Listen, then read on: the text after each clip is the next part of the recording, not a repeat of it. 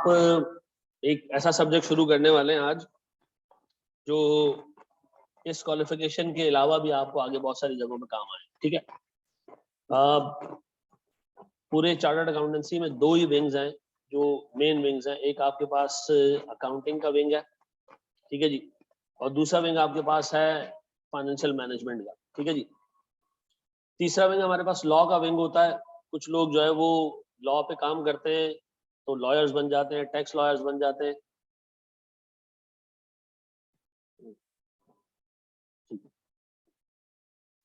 ठीक है जी, कुछ टैक्स लॉयर्स बन जाते हैं, लेकिन मेजॉरिटी जो है वो प्रोफेशन को ज्वाइन करती है या तो वो डिफरेंट ऑर्गेनाइजेशंस में जाके अकाउंटेंट्स का काम करती हैं या वो फाइनेंशियल मैनेजमेंट यानी जो पूरा फाइनेंस फंक्शन है उसको देख रही होती है। ठीक है, देखो चार्टर्ड अकाउंटेंसी में सोचने वाला काम ना सिर्फ 4 ही सब्जेक्ट्स में, जहां आपको चीजें सोचनी पड़ेंगी और दिमाग लगाना पड़ेगा, और उसमें मतलब नंबर्स हैं और सिनेरियो ऐसे हैं कि आपको अकाउंटिंग की नॉलेज और चीजें काम नहीं आएंगी, वहां पर आपको कॉमन सेंस काम आएगा। ठीक है जी, जैसे बड़ी सिंपल सी एक चीज है कि एक चीज आप घर पे बनाते हो आपको 2 रुपए की पड़ती है, मार्केट से आपको वो 3 रुपए की पड़ रही है, तो मैं कहां से खरीदूं? सर घर पे बनाए, ऐसा है, लेकिन घर पे रिसोर्सेज शॉर्ट है, घर पे एक लिमिटेड हद तक चीज बन पाएगी, तो बाकी हम कहां से खरीदेंगे? अच्छा, बाहर बहुत सारे सप्लायर्स हैं, लोकल भी मिल सकती है और आप इंपोर्ट भी कर सकते हो, तो इंपोर्ट करोगे चीज महंगी मिलेगी, लोकल करोगे तो चीज, लेकिन मसला ये है कि जब लोकल खरीदोगे तो उसमें लॉसेस ज्यादा है, बाहर से खरीदोगे तो अच्छी क्वालिटी का होगा, उसमें लॉसेस कम है, फिर क्या करें? तो आपने इस तरह के सिनेरियोज में चीजों को सोचना है, जवाब देना है आपको। ठीक है जी, ये पूरा सब्जेक्ट मेरे बच्चों उस बंदे के लिए बना है जो बंदा चीजें सोच सकता है। अनफॉर्चुनेटली हमें इस सब्जेक्ट को हम जो जो जिस तरीके से सब्जेक्ट को पढ़ाया जाता है, इस सब्जेक्ट का जो है ना लिटरली उठा के ना हम इसका क्या, मैं अच्छे अल्फाज नहीं है मेरे पास, सत्यानाश करते हैं इसका। कैसे बेटा? ये प्रैक्टिस ये मैं आपको करा रहा हूँ, ये बस ज़हन में रखना है। ये ऐसा नहीं है, ये सब्जेक्ट ऐसा नहीं है कि आपको एक सेट पैटर्न पे चीजें पढ़ाई जाएं और आपके वो जहन में बैठ जाए। ठीक है जी, आपको हर सिनेरियो अलग मिलेगा। पेपर का मोर देन 50% हिस्सा ऐसा होगा जो आप चीजें क्लास में तो देख के गए होंगे, लेकिन पेपर जो आएगा वहां आपको वो कॉन्सेप्ट अप्लाई करने होंगे, रूल्स अप्लाई करने होंगे, दिमाग चलाना होगा। आप देखोगे, आपका होगा यार ये चीज तो मैंने कभी नहीं देखी थी, वहां आपको देन एंड देयर बैठ के डिसीजन लेना है। जैसे एक छोटी सी एग्जांपल दूं, मैं अगर मिसाल के तौर पर परफ्यूम्स खरीदता हूं और बेचता हूं, प्रोड्यूस नहीं करता, क्या करता हूं मैं? खरीदता हूं और बेचता हूं। तो परफ्यूम्स लाता कहां से हूं मैं? हैदरी से लेकर आता हूं सर, हैदरी में मार्केट है, मैं वहां से लेकर आता हूं, यहाँ बेच देता हूं। ठीक है जी, तो मुझे पूरे साल की डिमांड पता है कि 1 लाख बॉटल्स जो है वो मेरी परफ्यूम की बिकेंगी, तो मैं क्या करूं? 1 लाख एक साथ ले आऊं, किराया कम हो जाएगा, एक ही ट्रक में डाल के ले आएंगे, नुकसान क्या है? सारा पैसा फंस जाएगा सर, हमारा स्टॉक में पैसा फंस जाएगा और पैसा आहिस्ता आहिस्ता रिलीज होगा। ये पैसा हम बैंक में भी तो रख सकते हैं, क्या कमा सकते हैं? सूद कमा सकते हैं, तो थोड़ा थोड़ा करके ले आते हैं, उसमें नुकसान क्या? बार बार जाना पड़ेगा, रक्शे में ट्रक में जाना पड़ेगा, बार बार जाना पड़ेगा, हमारी ट्रांसपोर्टेशन कॉस्ट क्या होगी? आपको बेटा एक टिपिकल बिजनेसमैन की तरह चीजें सोचनी है इसका। ठीक है, मैं फिर रिपीट कर दूं, इस सब्जेक्ट के अंदर अगर आप इस सब्जेक्ट को अडॉप्ट कर ले तो आपकी अडॉप्टेबिलिटी अच्छी रहती है। मैं आपको ऑनेस्टली ये बात बता रहा हूँ, चार्टर्ड अकाउंटेंसी बनने में फिर आपका सिर्फ टाइम लगेगा बस। लेकिन अगर इस सब्जेक्ट से दोस्ती नहीं है ना, तो आप जैसे जैसे आगे जाते जाओगे आपको हर पॉइंट पे इससे रिलेटेड एक सब्जेक्ट नजर आएगा। आप आगे जाओगे आपको एमएफए मिलेगा, ठीक है जी, आप उसको क्रॉस करोगे, अगले स्टेप पे जाओगे आपको बीएफडी मिलेगा, आप और आगे स्टेप पे जाओगे आपको एमएसए 2 मिलेगा। सब जगह पे आपको इस सब्जेक्ट की इंप्लीकेशंस नजर आएंगे। और मसला ये है कि अगर आपको सोचना नहीं आता, देखो अकाउंटिंग बहुत आसान है, सेल्स की एंट्री हम सबको पता है, परचेजेस की एंट्री हम सबको पता है, उसके अंदर कोई सोचने वाली चीज नहीं है। सोचने वाली चीज जहां आती है ना, लोग वहां क्रम्बल करते हैं। आई कैप में जो लोग फेल होते हैं ना, वो दो किस्म के रीजंस की वजह से फेल होते हैं। नंबर 1, जहां सोचना पड़े वहां सोचा नहीं जाता उनसे। ठीक है ना, मैं आपको एक रूल सिखा दूं, एक गेम का रूल सिखा दूं और आपको कहूं कि जाओ यार, किसी बैट्समैन को आप रूल सिखा सकते हो? नहीं ना, वो जाएगा, रूल्स तो पता होंगे लेकिन उसको क्या करना है? बैटिंग करनी है गेंद के हिसाब से, बॉलिंग के हिसाब से, ऐसा है कि नहीं? अच्छी क्वालिटी बॉलिंग आ रही होगी तो वो क्या करेगा? मोहतात होकर खेलेगा। और सर कोई लूसी बॉलिंग होगी तो वो अग्रेसिव भी खेल सकता है। तो याद रखना, हर सवाल एक नए मैच की तरह होगा, जिसमें आप एक बैट्समैन की तरह उतरोगे, आपको नहीं पता कि उस सवाल में क्या चीजें, वो आपको पढ़ के समझ आएंगे और आप उसके हिसाब से जवाब देंगे।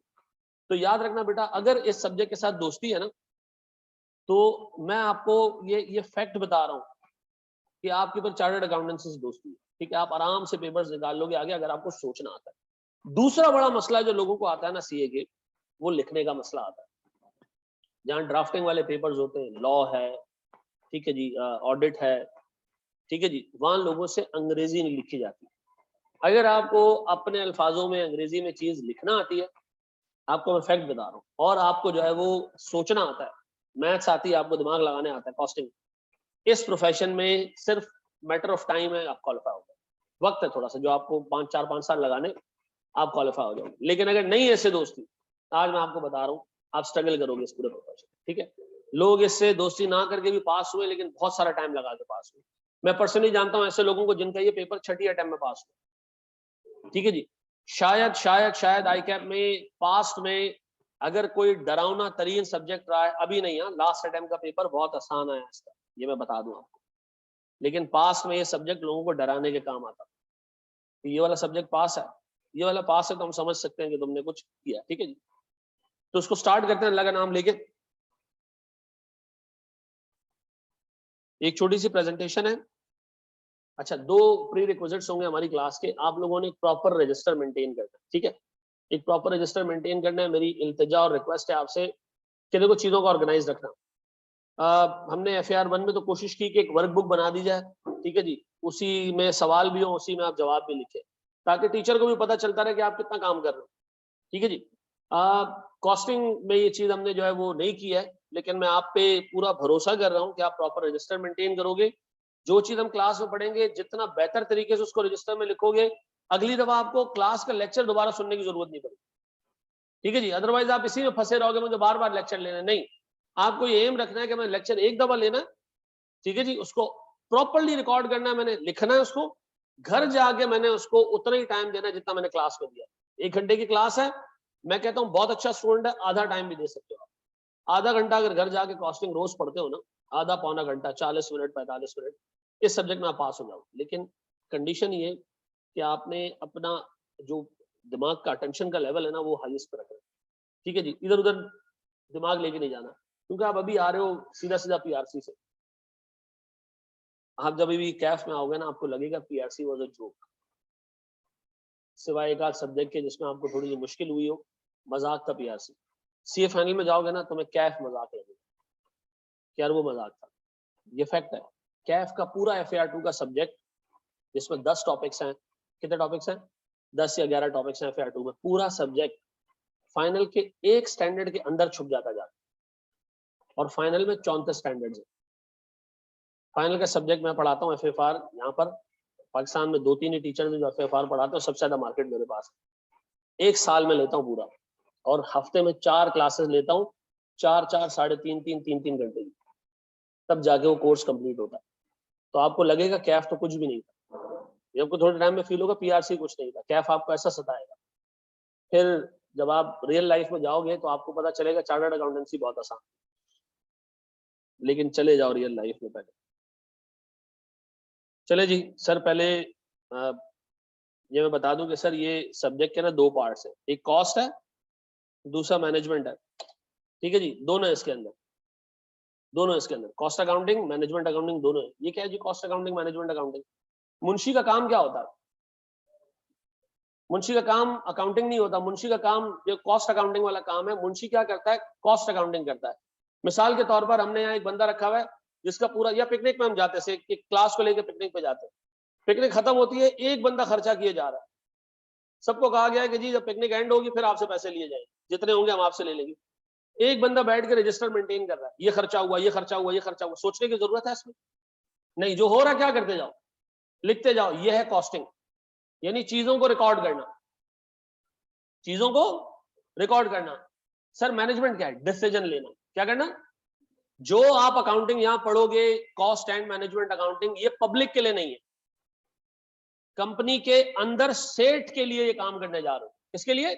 सेठ के लिए। यानी आप उसको आइडिया दोगे कि सेठ साहब ये कर ले, सेठ साहब ये कर ले, ठीक है जी। यानी सर आप सेठ साहब के मुशीर हैं, मुंशी नहीं है। ये बात समझ आती है? क्या आप इस सब्जेक्ट में क्या हो? सेठ साहब के मुशीर आप उसको आइडियाज दोगे, सर यहाँ आपका खर्चा बच सकता है, सर ये काम कर ले तो आपका बेनिफिट है। ठीक है जी। लास्ट से लास्ट अटेम्प्ट में कॉस्टिंग का जो पेपर आया था, उस कॉस्टिंग के पेपर में 6 सवाल थे, कितने, और 5 की रिक्वायरमेंट एक ही थी, advise the company about the best course of action. बताएं कंपनी को क्या करना चाहिए। ये डिसीजन है या अकाउंटिंग है? कॉस्टिंग डिसीजन है सर। तो याद रखना आपको इधर मुंशी का काम भी करना है, कॉस्ट, और दूसरा डिसीजन मेकिंग में आपको सीनियर मैनेजमेंट को हेल्प भी करना है। डन। मसला किसमें, कॉस्टिंग में या मैनेजमेंट अकाउंटिंग में? मसला मैनेजमेंट में sir. Last time sir costing और मैनेजमेंट अकाउंटिंग का रेशियो क्या रहा है? 50-50। इससे पहले क्या रहता था? 80 और 20। 80 मैनेजमेंट होती थी, 20 कॉस्टिंग होती थी। लास्ट टाइम आई के अपने हाथ हल्का रखा, क्या किया, 50 मार्क्स कॉस्टिंग से पूछ लिए, 50 मैनेजमेंट अकाउंटिंग से पूछ लिए। ठीक है जी। तो आपको 40% रिजल्ट भी नजर आया। अच्छा जी, मेरा नाम अहमद रजा, ठीक है। ये मैं आपको जरा सा ऐसे अपने बारे में बता दूं, आपको ये जानने की जरूरत नहीं है। मेरी आर्टिकल्स KPMG से, ठीक है जी। मैं 2008 में क्वालिफाई किया, आज 2022 हो गए, कितने 14 साल हो गए ऐसे ही। और मैंने 2006 से पढ़ाना शुरू किया, जब मैंने क्वालिफाई नहीं किया था। ठीक है जी। मैं अभी आपको अपनी टीचिंग की अर्ली करियर की तस्वीरें दिखाऊं तो आप में से पूरी क्लास मुझसे एज में बड़ी होगी। ठीक है जी। मैंने 19 साल की एज में CA एंटर किया 19 में, और मैं कोई 20.5-21 साल में पढ़ाना शुरू कर दिया। ठीक है जी। 37 मेरी एज है करंटली, मैं 16 साल से पढ़ा रहा हूँ। ठीक है। ये 16 साल में मैंने मतलब CA का सिवाय थ्योरी सब्जेक्ट छोड़ के सब पढ़ा है। ठीक है जी। मैं कोई 2009-10 में UBL गया एज मैनेजर फाइनेंस, और फिर मैं UBL की हिस्ट्री का सबसे यंगेस्ट कंट्रोलर फाइनेंस बना हूँ। ठीक है जी।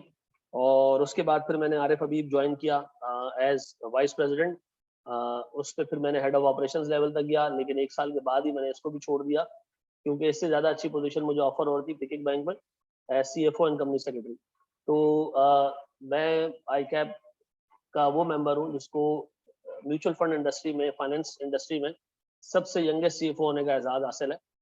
मैं इतना यंग था कि मुझे मना कर दिया गया था कि जी आप CFO नहीं बन सकते क्योंकि आपका पोस्ट क्वालिफिकेशन एक्सपीरियंस पूरा नहीं है। खैर फिर मुझे वो SCCP से स्पेशल अप्रूवल मिला, और उसका रीजन ये था कि मेरे पास चार्टर्ड अकाउंटेंसी थी, सिमा की क्वालिफिकेशन थी, CFA मैंने किया हुआ है, एक क्वालिफिकेशन होती है ग्लोबल एसोसिएशन रिस्क प्रोफेशनल से FRM फाइनेंशियल रिस्क मैनेजमेंट। ठीक है जी। पाकिस्तान में चार्टर्ड अकाउंटेंट जिन्होंने FRM किया है सिर्फ 5 है। ठीक है जी। तो ये मेरी क्वालिफिकेशन थी। ये सब काम करने के बाद मैंने फाइनेंशियल सेक्टर में तकरीबन को 4 साल गुजारे, और इसके बाद अल्लाह ताला ने पता नहीं ऐसा दिमाग मेरा फेर दिया कि यार ये हराम काम है। ठीक है। तो मैं काम करता था, और मैं बड़े दिल से काम करने वालों में से एक था। मैं सुबह 7:30 बजे ऑफिस पहुंच के सारे अखबार देखता था, और फिर मॉर्निंग मीटिंग को लीड करता था। ठीक है। ताकि मैं फाइनेंस का बंदा था, लेकिन इन्वेस्टमेंट साइड पे मेरी उससे ज्यादा ग्रिप, क्योंकि मैंने CFA किया हुआ था। लेकिन हैविंग सेड दिस, सारे काम करने के बाद मैं एक पॉइंट पे आके, मुझे हमारी कंपनी के एक PN ने जलील कर दिया, ये बोल के कि यार क्या फायदा है, इतने पैसे कमाते हो हैं तो हराम के। तो सोचने बैठ गया कि यार हराम कैसे, इसको मैं तो मेहनत करता हूँ। उसने कहा मेहनत तो चोर भी करता है, धन लेके जाता है, लोगों को लूटता है, आसान काम है। मैंने कहा यार ये बात तो सही कह रहा है कि नेचर ऑफ, फिर मैं कंसल्ट किया 2-3 लोगों से, तो उन्होंने कहा जी ये तो टोटली हराम। फिर मैंने कहा क्या करूं मैं, तो मैं टीचिंग कर रहा था उस वक्त। मैंने कहा इसको मैं तो करियर देख लेता हूँ, लेकिन यार पैसे नहीं है इसमें।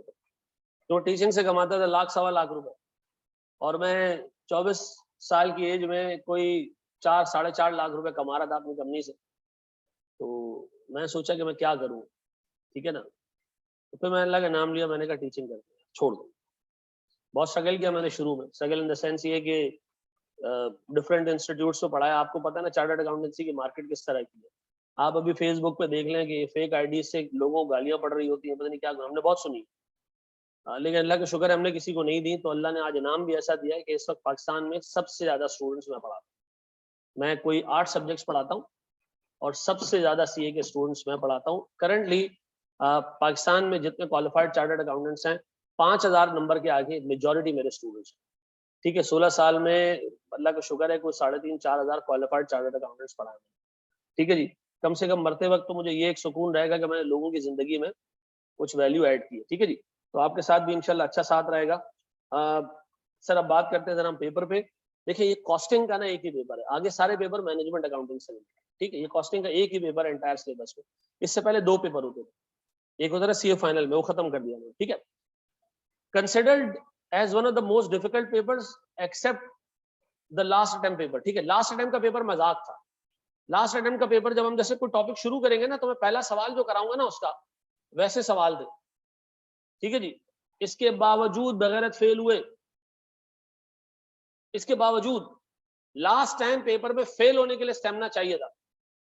कुछ लोग अगर ऑफेंसिव फील कर रहे हो तो मेरी तरफ से माजरत है, ठीक है जी। लेकिन लास्ट टाइम फेल होने के लिए लोगों को जो है वो रीजन चाहिए था कि आखिर मैं कैसे फेल हूं इस पेपर में, ऐसा क्या ब्लंडर मारूं या अल्लाह कि मैं लानत मुझे मिले, ठीक है जी। और माशाल्लाह उन्होंने लोगों को मायूस नहीं किया। इतना ऐसा पेपर था, सिर्फ 20 नंबर का एक सवाल था जो थोड़ा सा टेक्निकल था, उसका भी आधा पार्ट ऐसा था जो आसान था।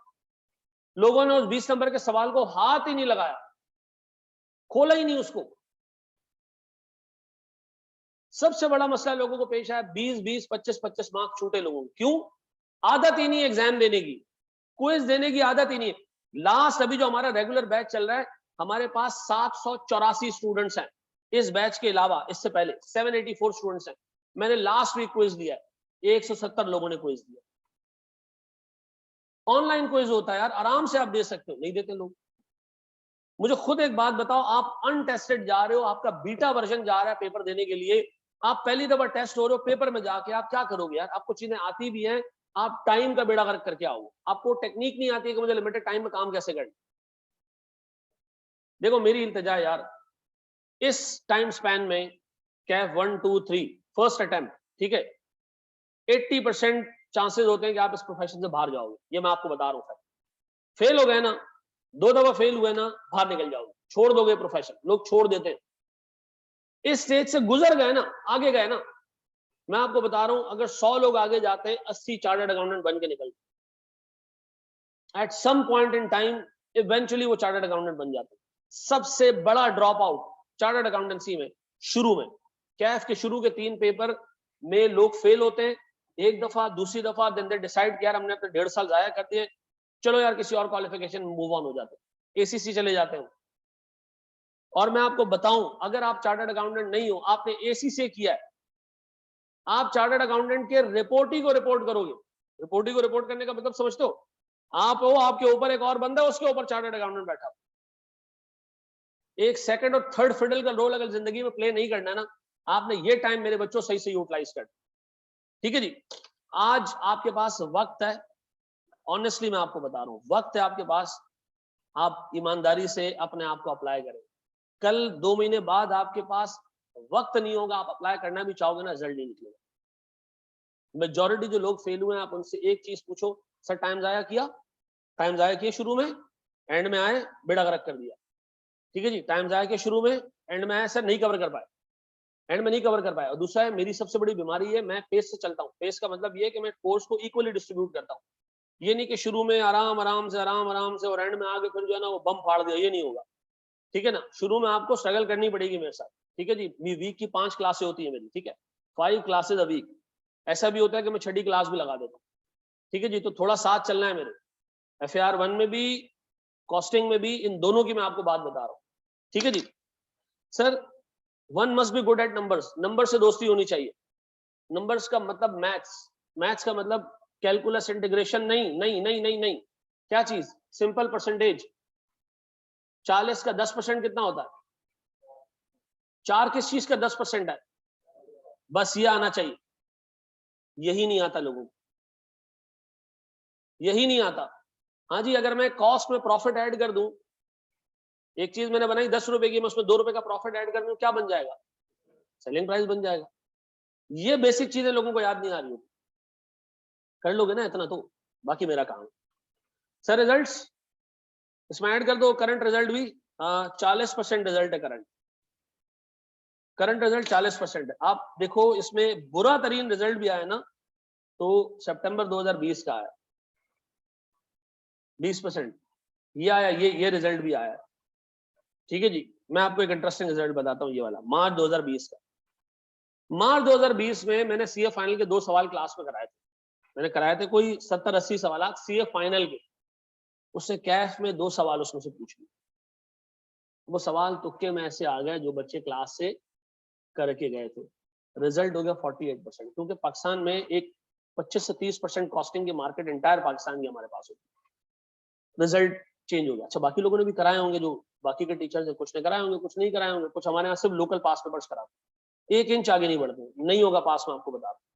लास्ट अटेम्प्ट का FAR2 का पेपर, FAR1 का पेपर पास पेपर के ट्रेंड से ही हटके था, ठीक है जी। तो हम करेंगे फाइनल के भी पास पेपर्स, बाकी अकाउंटेंसी बॉडीज के भी पास पेपर्स, अपने भी पास पेपर्स। ये सब्जेक्ट कॉन्सेप्ट आते भी है, प्रैक्टिस नहीं होगी नहीं पास होगा, तो दबा के आपने प्रैक्टिस करनी है, ठीक है जी। आप रिजल्ट देख लें, बुरा रिजल्ट भी कितना है 26%, आप इसमें अच्छे रिजल्ट्स भी देख लें, 55% रिजल्ट मैट्रिक का नहीं होता। मैट्रिक के जो लोग पेपर देते हैं ना, 55% उनका भी रिजल्ट नहीं होता, ठीक है जी। इस 55% में हर एक किस्म का बच्चा शामिल है, जो एवरेज है, बिलो एवरेज है, अच्छा बच्चा है। 55% is a huge result for professional qualification. 40% ideal result है, ठीक है जी। 30-32%, 35% रिजल्ट होगा, ये मैं आपको बता दूं, क्योंकि ऐसे भी लोग होंगे जो ये वाला पेपर बराए नाम दे के आ रहे हो। क्यों? 3 पेपर है, देने तो लाजमी है, एक भी नहीं देंगे, रिजल्ट नहीं देगा क्या, तो क्या करें? एक बजा के ऐसे ही बैठ जाओ, ठीक है जी। तो ऐसा हुआ है लास्ट टाइम, ठीक है जी। अच्छा जी, हमारे कोर्स में क्या है, अब आप मेरे साथ ये लिखोगे, ठीक है, ये आप लिखोगे जनाब, और आई होप सब एक प्रॉपर रजिस्टर बनाएंगे। भले आज अपनी जो है वो PRC का रजिस्टर लेकर आए, लेकिन एक प्रॉपर रजिस्टर होगा सबके पास। सर हमारे कोर्स के 3 पार्ट्स हैं, ठीक है जी। ऐसा है ना, PRC वाले लेके आओ ना, पुराने पुराने रबड़ लेके, कल घर में छोटे भाई को बिठाया होगा, मिटाओ सारा है। CMA में कोई चेंज है? हाँ, एक टॉपिक ऐड हुआ है CMA के लास्ट बैच के मुकाबले में, और वो है जनाब एक्टिविटी बेस्ड कॉस्टिंग, वो ऐड हुआ है, वो पिछले कोर्स में नहीं था। सर हमारे पास 35 से 45 नंबर है किसके? कॉस्ट एसोसिएटेड विद प्रोडक्शन, ठीक है जी। मैंने इसके नीचे लिखा है basic but not so basic, ठीक है जी, इतना भी बेसिक नहीं है। ये पुराने कोर्स में 15 नंबर का एरिया था, अब कितने नंबर का है? 35 से 45। सर इसमें टोटल 5 टॉपिक्स हैं, ठीक है जी, टोटल 5 टॉपिक्स है सर इसके अंदर, 35 से 45 नंबर के लिए। सर लास्ट टाइम किस किस एरिया से इसमें सवाल आए? सर इससे भी सवाल आया, इससे भी सवाल आया, ये नहीं था लास्ट टाइम, इससे भी सवाल आया, इससे भी सवाल आया। 12 नंबर, 13 नंबर, 8 नंबर, 10 नंबर, सारे टॉपिक टेस्ट हुए लास्ट टाइम।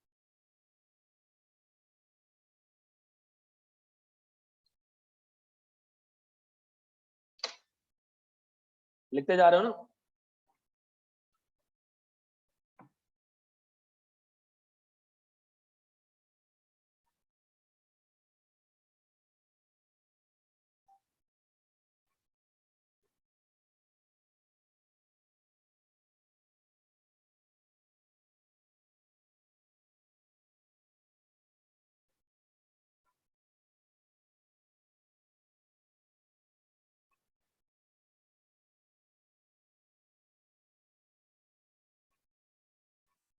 जी मेरे बच्चों, बड़े पक्का बढ़ जाएंगे। अच्छा मेरे प्यारे बच्चों, ये कर लिया ना कॉपी? ये कर रहे हो? कर लिया? नहीं सर, दोबारा लेके जाओ उसको पीछे।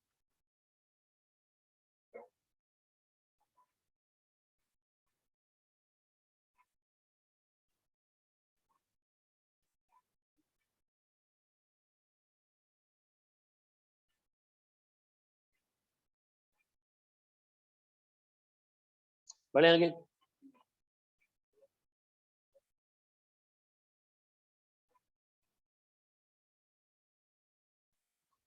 सर हमारे पास जो दूसरा एरिया है, ये 20 से 30 नंबर का है, कॉस्ट फ्लोज। ये एरिया भी इतना कोई खतरनाक एरिया नहीं है, ठीक है जी। कॉस्ट फ्लोज में हमारे पास 4 टॉपिक्स हैं। लास्ट टाइम ये टेस्ट हुआ है, लास्ट टाइम ये टेस्ट हुआ है, ये दोनों टेस्ट नहीं हुए लास्ट टाइम, ठीक है जी। नहीं सॉरी, टारगेट कॉस्टिंग भी टेस्ट हुआ है लास्ट टाइम, ये तीनों टेस्ट हुए हैं। 6-7 नंबर का टारगेट कॉस्टिंग टेस्ट हुआ है, 10 नंबर के करीब का स्टैंड कॉस्टिंग टेस्ट हुआ है, और प्रोसेस कॉस्टिंग भी कोई 8 से 10 मार्क्स। लास्ट टाइम के पेपर में 9 नंबर थे, 9 सवाल थे ना, कितने थे? 9 क्वेश्चन थे लास्ट टाइम के पेपर, छोटे छोटे 9 क्वेश्चन थे, ठीक है जी।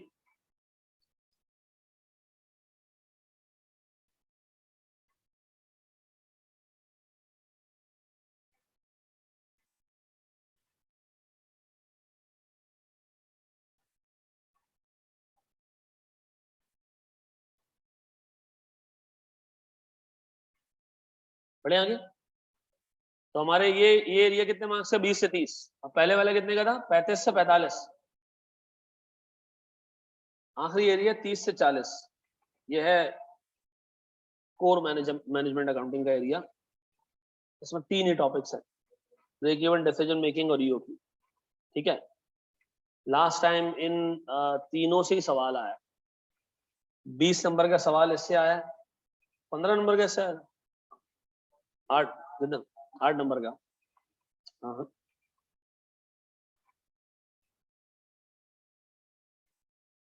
और ये कितने मार्क्स का है शुरू में?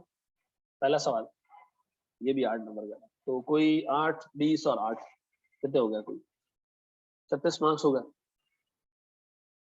ये इससे आंसर। आप देखिए उसमें सिवाय पूरे कोर्स में 2-3 टॉपिक छोड़ के सब पे सवाल पूछा। तो गेस्ट पेपर बनाना कितना आसान है ना? ये सारा कोर्स आप रख दे फेसबुक पे, आपको इससे बाहर से आएगा ही, और वाकई हर एक पे एक सवाल आ जाए।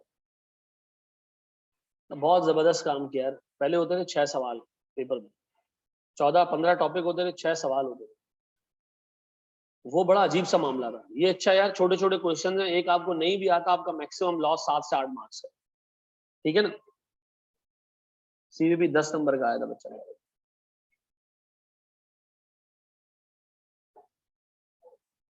बड़े हम आगे दोस्त।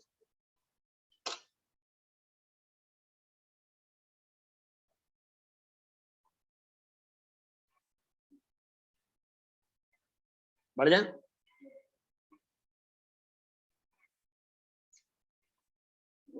अच्छा मेरे बच्चों, ये एक फजूल बातें हैं कि लोग क्यों फेल होते हैं। लोग क्यों फेल होते हैं सर, इसमें मैं सब आपको 2-3 मोटी मोटी बातें बताता हूँ, उसके बाद हम अपना पहला टॉपिक स्टार्ट करेंगे। देखो, मैंने आपको कहा कि यार चार्टर्ड अकाउंटेंसी में इस पर्टिकुलर फेज में पास हो गए, आगे जाओगे इंशाल्लाह एवेंचुअली चार्टर्ड अकाउंटेंट बन के निकलोगे। इस स्टेज पे आप खड़े हो ना, मुझे नहीं पता आपकी क्लास में से कितने लोग एवेंचुअली क्वालिफाई हो, ये मैं नहीं कह सकता। हाँ, मैं अभी एमएफए में जाऊँ ना, तो मैं आपको आसानी से बता सकता हूँ कि अगर कोई बच्चा एमएफए करंटली पढ़ रहा है, रिजल्ट के बाद भी पिछले पास हो गए, मैं बता सकता हूँ वो क्वालिफाई होगा 80% चांस। सर ये आप कहाँ से कोट कर रहे हैं? देखो मैं आईकैप की एजुकेशन कमेटी का पार्ट हूँ। ठीक है, मेरे साथ और भी बहुत सारे कॉलेज वाले हैं जो डिफरेंट कॉलेजेस के प्रिंसिपल्स हैं, वो भी पार्ट है उसका। ठीक है ना? वहाँ रिजल्ट स्टैट शेयर होते हैं कि कितने परसेंट लोग जो है वो कराची में ऐसे हैं जो कैफ पास हुए, क्या हिसाब किताब था उनका। तो आप आसानी से एक चीज अंदाजा लगा सकते हो, असेस कर सकते हो कि लोगों का फेलियर कहाँ आ रहा है। सबसे बड़ा फेलियर 1, 2, 3, 4 में। इसके ऊपर जाके बच्चा एवेंचुअली क्वालिफाई हो जाता है, नहीं होता, फेल होता भी है ना, आगे जाके निकल जाता है, वो निकल जाता है, वो फॉर्म तक पहुंच जाता है, क्वालिफाई हो जाता है। इस स्टेज पे फेलियर आपको तोड़ देता है। ये 3.5 महीने अपनी जिंदगी में एक प्रोजेक्ट की तरह लेके चलना, कि तुम्हें एक असाइनमेंट मिला है, एक प्रोजेक्ट मिला है कि तुमने ये 3 पेपर हैं, 4 पेपर हैं, जितने भी तुम दे रहे हो, ये तुमने पास कर, पूरी ईमानदारी से पढ़ के पास करना। सबसे बड़ा मसला इस पर्टिकुलर सब्जेक्ट में आता है, कुछ लोग ऐसे हैं जो टोटल प्रैक्टिस फोकस्ड है, वो दबा के आपको सवालात करा रहे होंगे। मेरी बेटी जो है वो ओ लेवल्स कर रही है, वो ओ लेवल्स की क्लासेस लेके आती है, तो वो मैथ्स के दबा के 50 सवाल सॉल्व करे। तो मैंने कहा तुम्हें सेंस पता है इसका, ये पता है ये क्यों कर रहे हैं? नहीं, सवाल पे सवाल सॉल्व हो रहे हैं, कद्दू पता नहीं है कि कर क्या रहे हैं।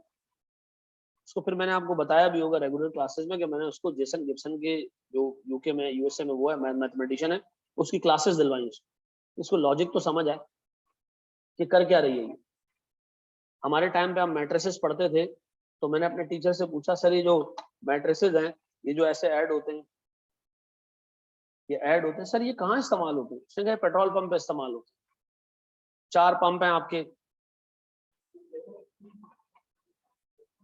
अच्छा होता होगा भाई, ठीक है ना, आगे सवाल नहीं पूछा। बहुत जिंदगी में आगे जाके जब सीएफए और एफआरएम किया, तब जाके पता चला कॉम्प्लेक्स इक्वेशंस सॉल्व करने के लिए। ठीक है जी, बहुत जिंदगी में आगे जाके नहीं पता था। मैं ऑनेस्टली बताऊं, जब एप्लीकेशन की बारी आई ना, तब पता चला। अभी मैं एमएफए पढ़ा रहा होता हूँ, उसमें मैं स्टैंडर्ड डिविएशन और रिग्रेशन और कोरिलेशन यूज करता हूँ। अभी आप थोड़े टाइम पहले पढ़ के आ रहे हो, पता ही नहीं होता कि यार कोवेरियंस और कोरिलेशन में क्या फर्क है। पढ़ा है ना तुम लोगों ने, क्या फर्क है? अभी पढ़कर आ रहे हो, कोवेरियंस क्या है, कोरिलेशन क्या है? हाँ जी, कोरिलेशन कुछ नहीं है और कोवेरिएंस फिर नहीं पता, किसी को नहीं पता कोरिलेशन क्या है। Very good sir. कोवेरिएंस दो चीजों के दरमियान रिलेशनशिप की डायरेक्शन बताता है, ठीक है जी, कि ए बढ़ेगा तो बी बढ़ेगा या कम होगा, सिर्फ डायरेक्शन बताता है। ए ऊपर जाएगा तो बी भी ऊपर जाएगा। जैसे मिसाल के तौर पर ऑयल की प्राइसेस और गोल्ड की प्राइसेस, जब पूरी इंटरनेशनल मार्केट में ऑयल की प्राइस बढ़ती है तो गोल्ड की प्राइस भी बढ़ जाती है। उसके रीजन है, तो हम कहते हैं दोनों पॉजिटिवली रिलेटेड है, एक ऊपर जाता है दूसरा भी ऊपर जाता है, तो दोनों का कोवेरिएंस क्या है, पॉजिटिव। दोनों अपने मीन से ऊपर जाते हैं या नीचे आते हैं। कितना ऊपर नीचे होते हैं, ए अगर 1% ऊपर गया, बी कितने परसेंट ऊपर जाएगा, ये कोरिलेशन। दो चीजों की रिलेशनशिप की डायरेक्शन कौन बताता है, कोवेरिएंस। दो वेरिएबल्स के बीच में रिलेशनशिप की स्ट्रेंथ कौन बताता है, कोरिलेशन। पता ही नहीं है लोगों को, एक बच्चे को पूरी क्लास में पता था, जबकि तुम सब मनुष्यों अभी क्यूटी देकर आ रहे हो। ये फर्क है, ये चीजें मैं कॉस्टिंग में कराता हूँ। आप जो कर रहे होगे ना, आपको उसकी लॉजिक पता होगी मैं क्या कर रहा हूँ, तो आपको चीजें सोचना नहीं पड़ेगी। Don't rely too much on practice. Having said this, concept clear करने के बाद जितनी प्रैक्टिस करोगे उतना फायदा। और मैं आपको बताऊं, बहुत अच्छे बच्चे आते हैं लेवल्स बैकग्राउंड के, उनको लगता है कि चीजें आसान शुरू में लग रही होती है, प्रैक्टिस नहीं करते, फेल हो जाते हैं पेपर में। आपने कॉन्सेप्ट क्लियर करने, एट द सेम टाइम आपने ठीक ठाक प्रैक्टिस करनी है, ठीक है जी। प्रैक्टिस से क्या होगा, आपको एक रूल आ जाएगा सर, जो आप कॉन्सेप्ट से क्लियर कर लोगे, प्रैक्टिस से होगा बहुत सारे सिनेरियोस तुम्हारे सामने से गुजर जाएंगे।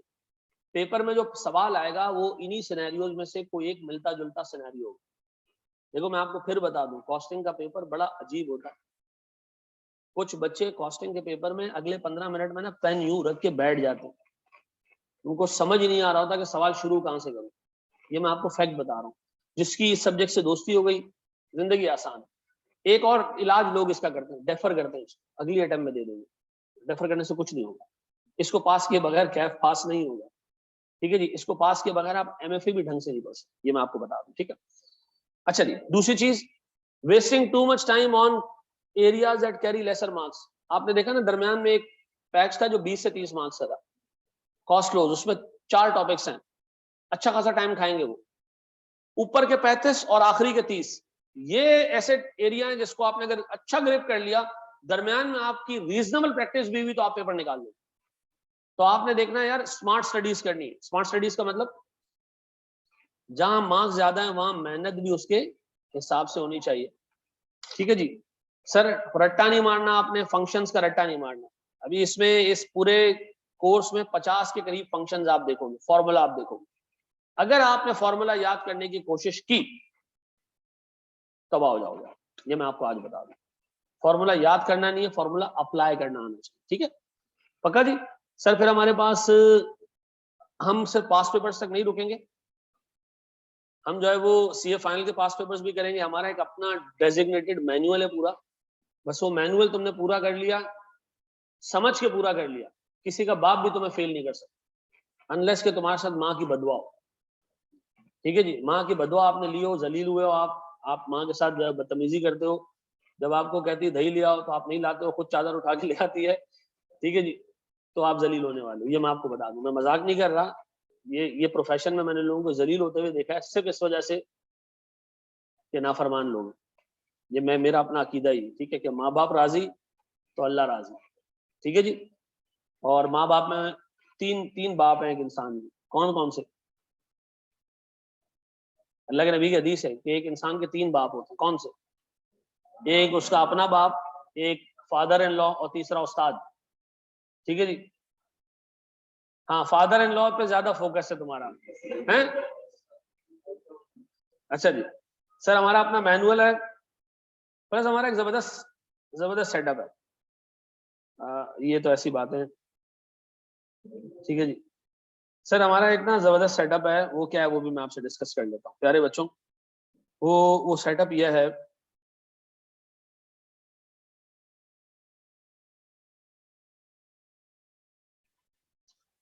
वो सेटअप ये है कि यार आपकी जितनी भी क्लासेस होंगी, ठीक है, पूरा कोर्स 100% मैं खुद कराऊंगा, ठीक है, 100% कोर्स में खुद कराऊंगा, प्लस सारी प्रैक्टिस भी मैं खुद कराऊंगा, फिर होगा ये कि यार कुछ बच्चे हैं जो सुपर स्लो हैं, वीक हैं थोड़े मैथ्स में, जिनको थोड़ा सा टाइम लगता है, हम उनको ये रिकमेंड करते हैं कि यार हम कोई एक प्रैक्टिस सेशन रखेंगे, जो मेरे साथ एक और चार्टर्ड अकाउंटेंट कराएगा, कोई टुच्चा नहीं कराएगा, ठीक है, वो आके करवाएगा।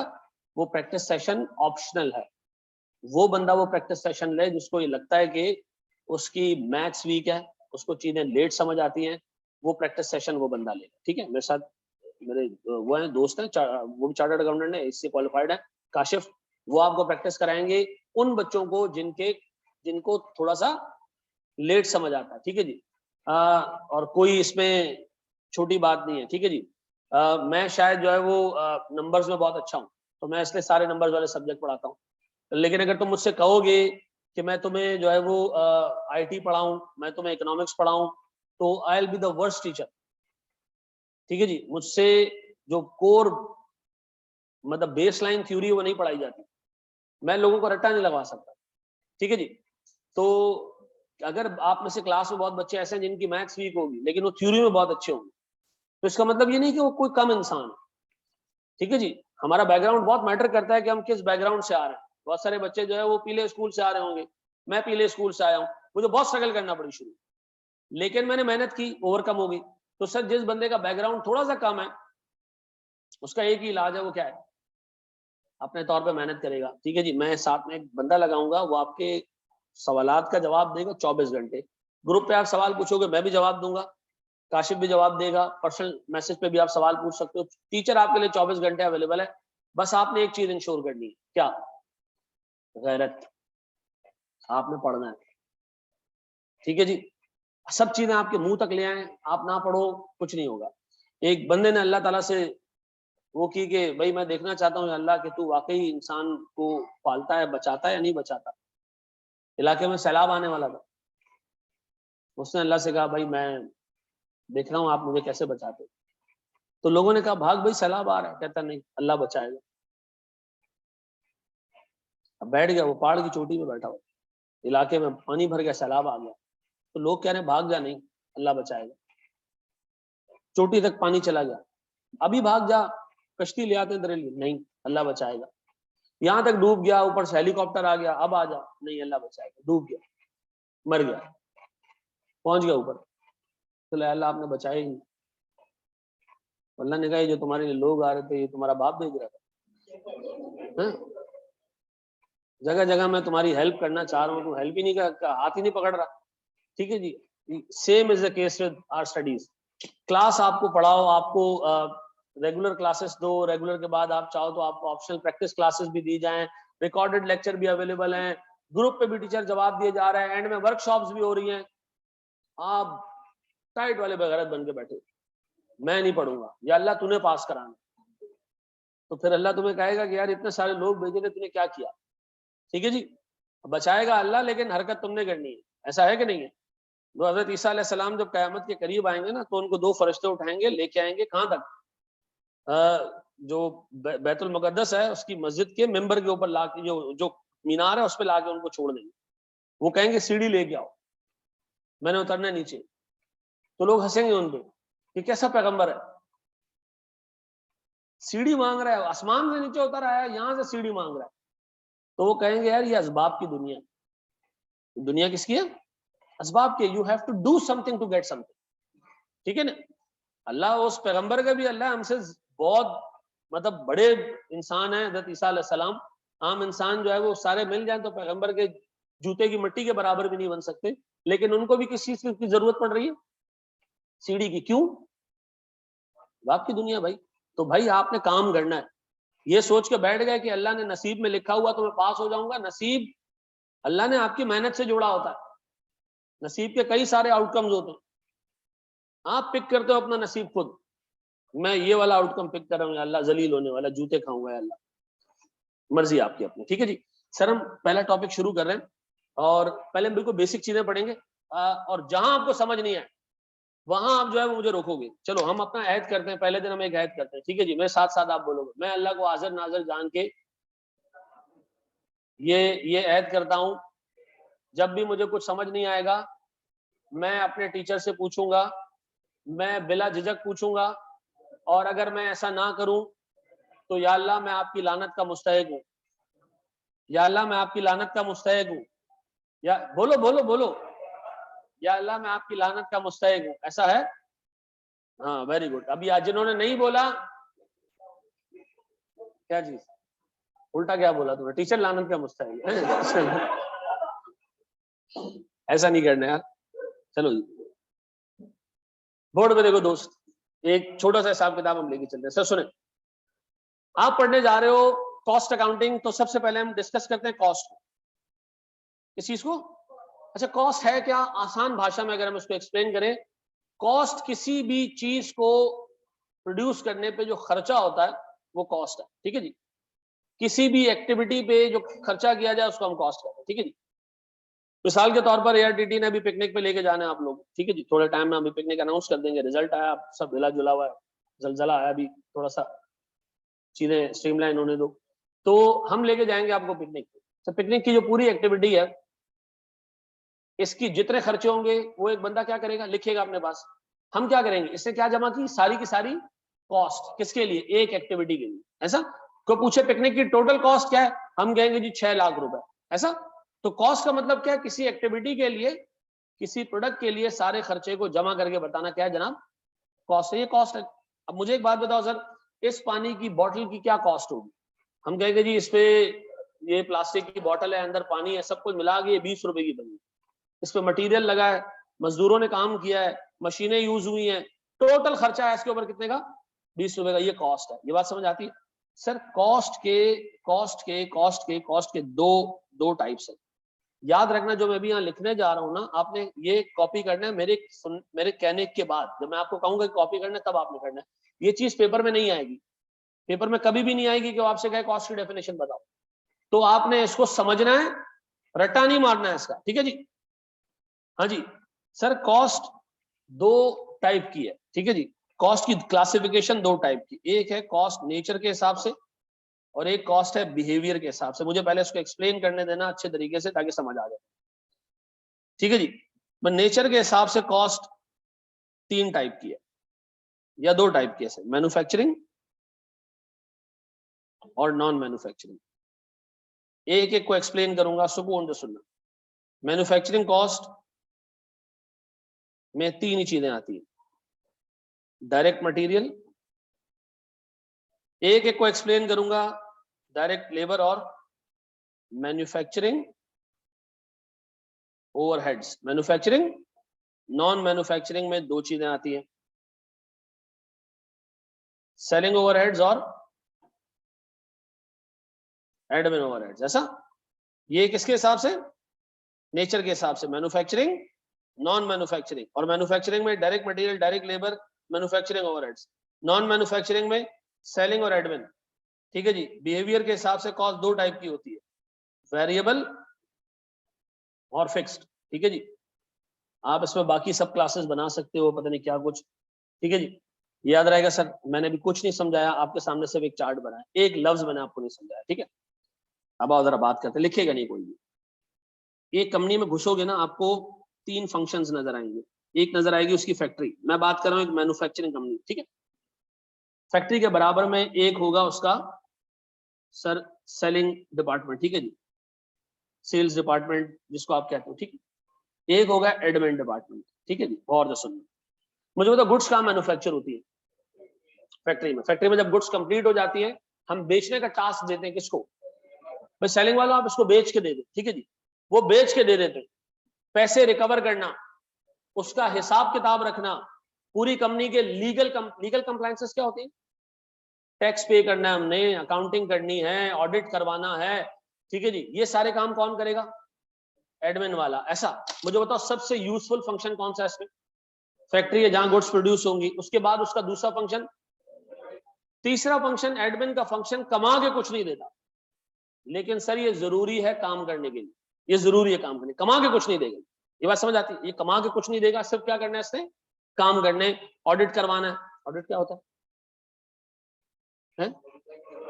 साल के एंड में आके हिसाब किताब चेक करना है, क्योंकि इस कंपनी का मालिक कौन है, वो तो घर में बैठा हुआ है, उसको तो पता ही नहीं कि कंपनी में क्या हो रहा है, तो उसको कौन बताएगा कि हिसाब किताब सही है या गलत है, एक ऑर्डर आके बताएगा। ऐसा, सर ये एडमिन डिपार्टमेंट अकाउंटिंग करता है, हिसाब किताब करता है, लोगों से पैसे कलेक्ट करता है, पे करता है, सारा कैश का हिसाब किताब कहाँ हो रहा होता है? एडमिन। अब मुझे एक बात बताओ, मैं बात करूंगा सबसे पहले फैक्ट्री।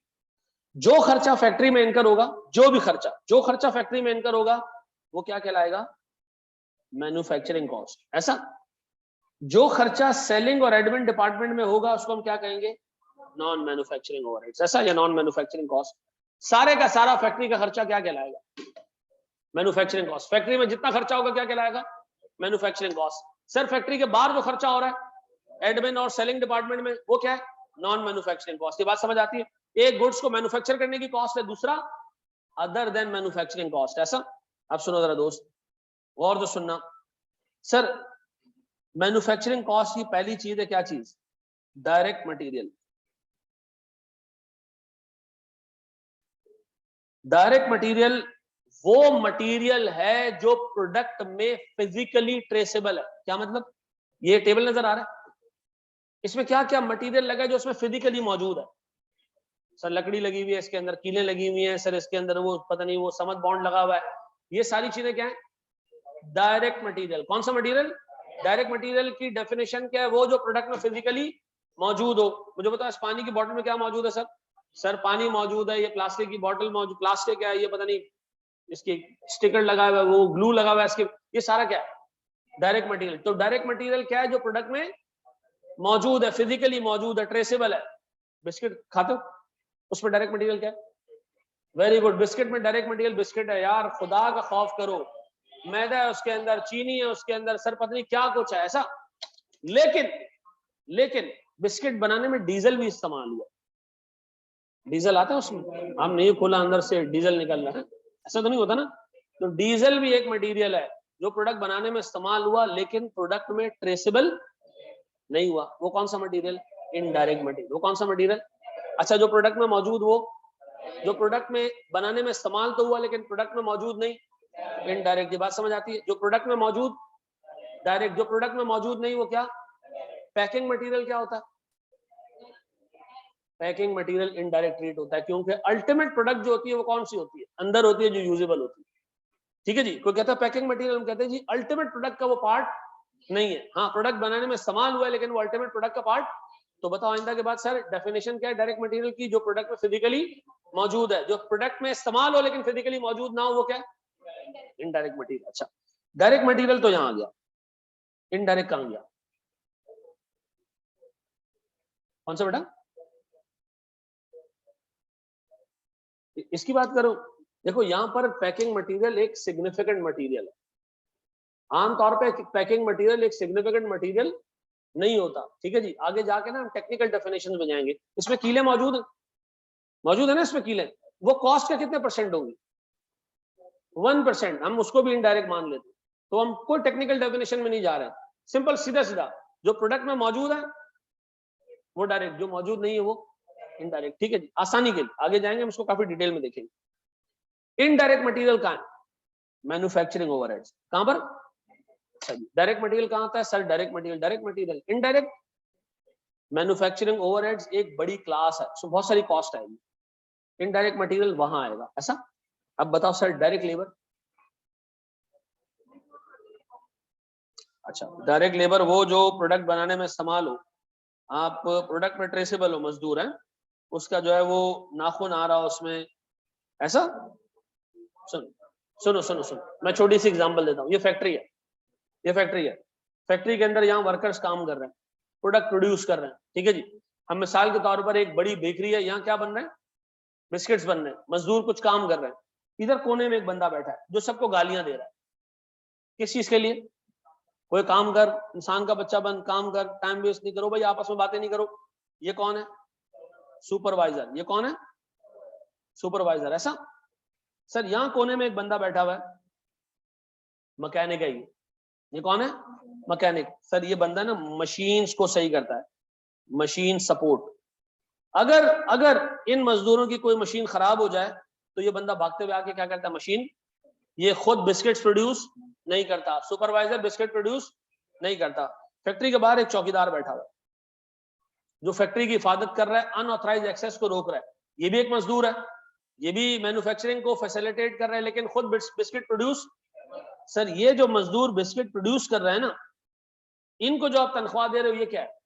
ये डायरेक्ट लेबर है, ये डायरेक्ट लेबर है, ये इनडायरेक्ट लेबर है। क्यों? ये बजाते खुद प्रोडक्शन प्रोसेस को वो नहीं कर रहे सर, प्रोडक्शन प्रोसेस को फैसिलिटेट कर रहे हैं, परफॉर्म नहीं कर रहे खुद। जो गुड्स हम बना रहे हैं वो नहीं बना रहे, लेकिन प्रोडक्शन प्रोसेस को क्या कर रहे हैं? फैसिलिटेट कर रहे हैं। सुपरवाइजर कैसे फैसिलिटेट कर रहा है? सर लोगों से काम निकलवा के। मशीन सपोर्ट वाला कैसे वो कर रहा है सर? सर मशीनें सही करके। चौकीदार कैसे कर रहा है सर? अनऑथराइज एक्सेस को रोक के। लेकिन खुद प्रोडक्शन नहीं कर रहे हैं। जो खुद प्रोडक्शन करे उसका खर्चा डायरेक्ट लेबर। सर जो बाकी के लोग हैं, बाकी के मजदूर हैं, जो प्रोडक्शन प्रोसेस को फैसिलिटेट कर रहे हैं, वो मेरे बच्चों क्या है? Indirect labour. मुझे बताओ, ये डायरेक्ट लेबर है, इनडायरेक्ट लेबर कहां जाएगा? वो मैन्युफैक्चरिंग ओवरहेड्स में जाएगा। ऐसा? ये बात समझ आती है? अब बताओ सर, आपने अभी तक, जी मेरा बच्चा,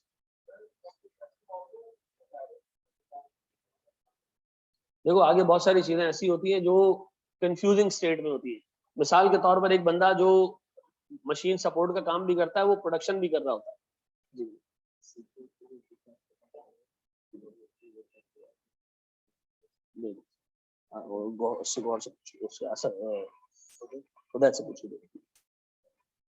ठीक है, एक बंदा सर दोनों काम कर रहा है, तो उसकी तनख्वाह किसमें जानी चाहिए?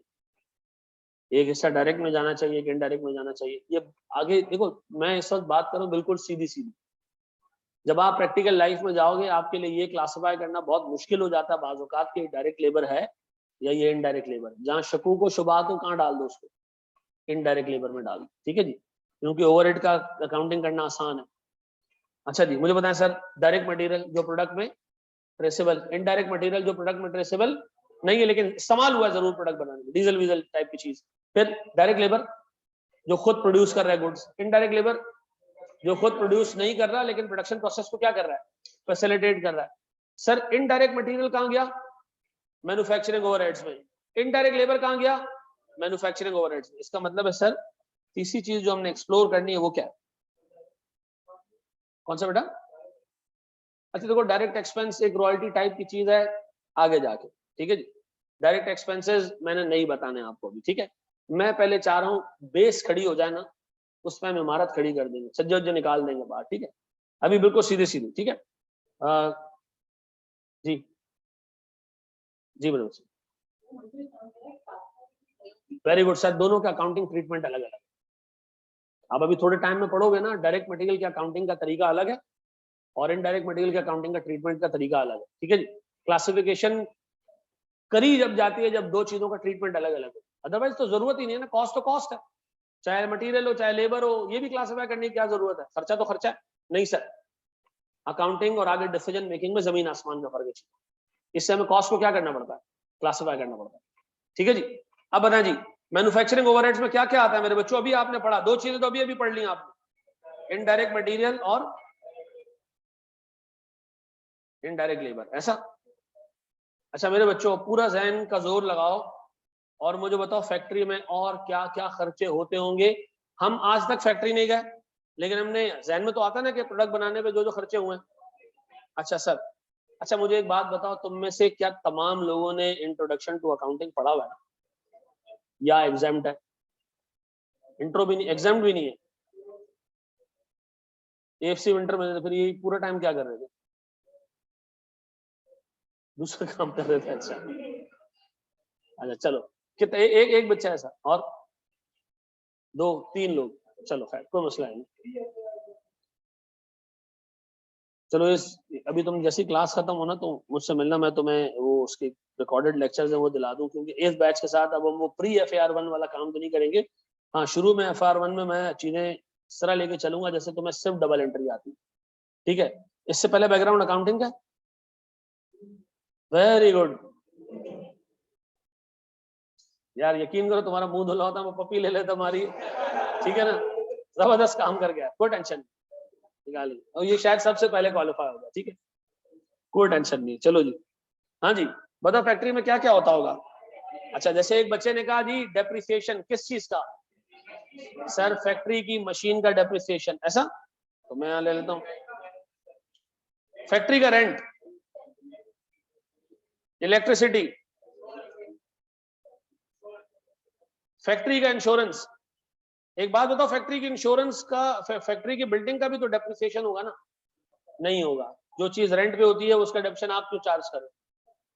हमने तो ली नहीं है ना, हम रेंट पे भी लें, डेप्रिसिएशन भी चार्ज करें, ये तो पॉसिबल नहीं है ना। अच्छा चलो, एक आइडिया है आपको, फैक्ट्री में बहुत सारे खर्चे होते हैं, उन तमाम को हम क्या कहते हैं? ओवरहेड्स। क्या कहते हैं?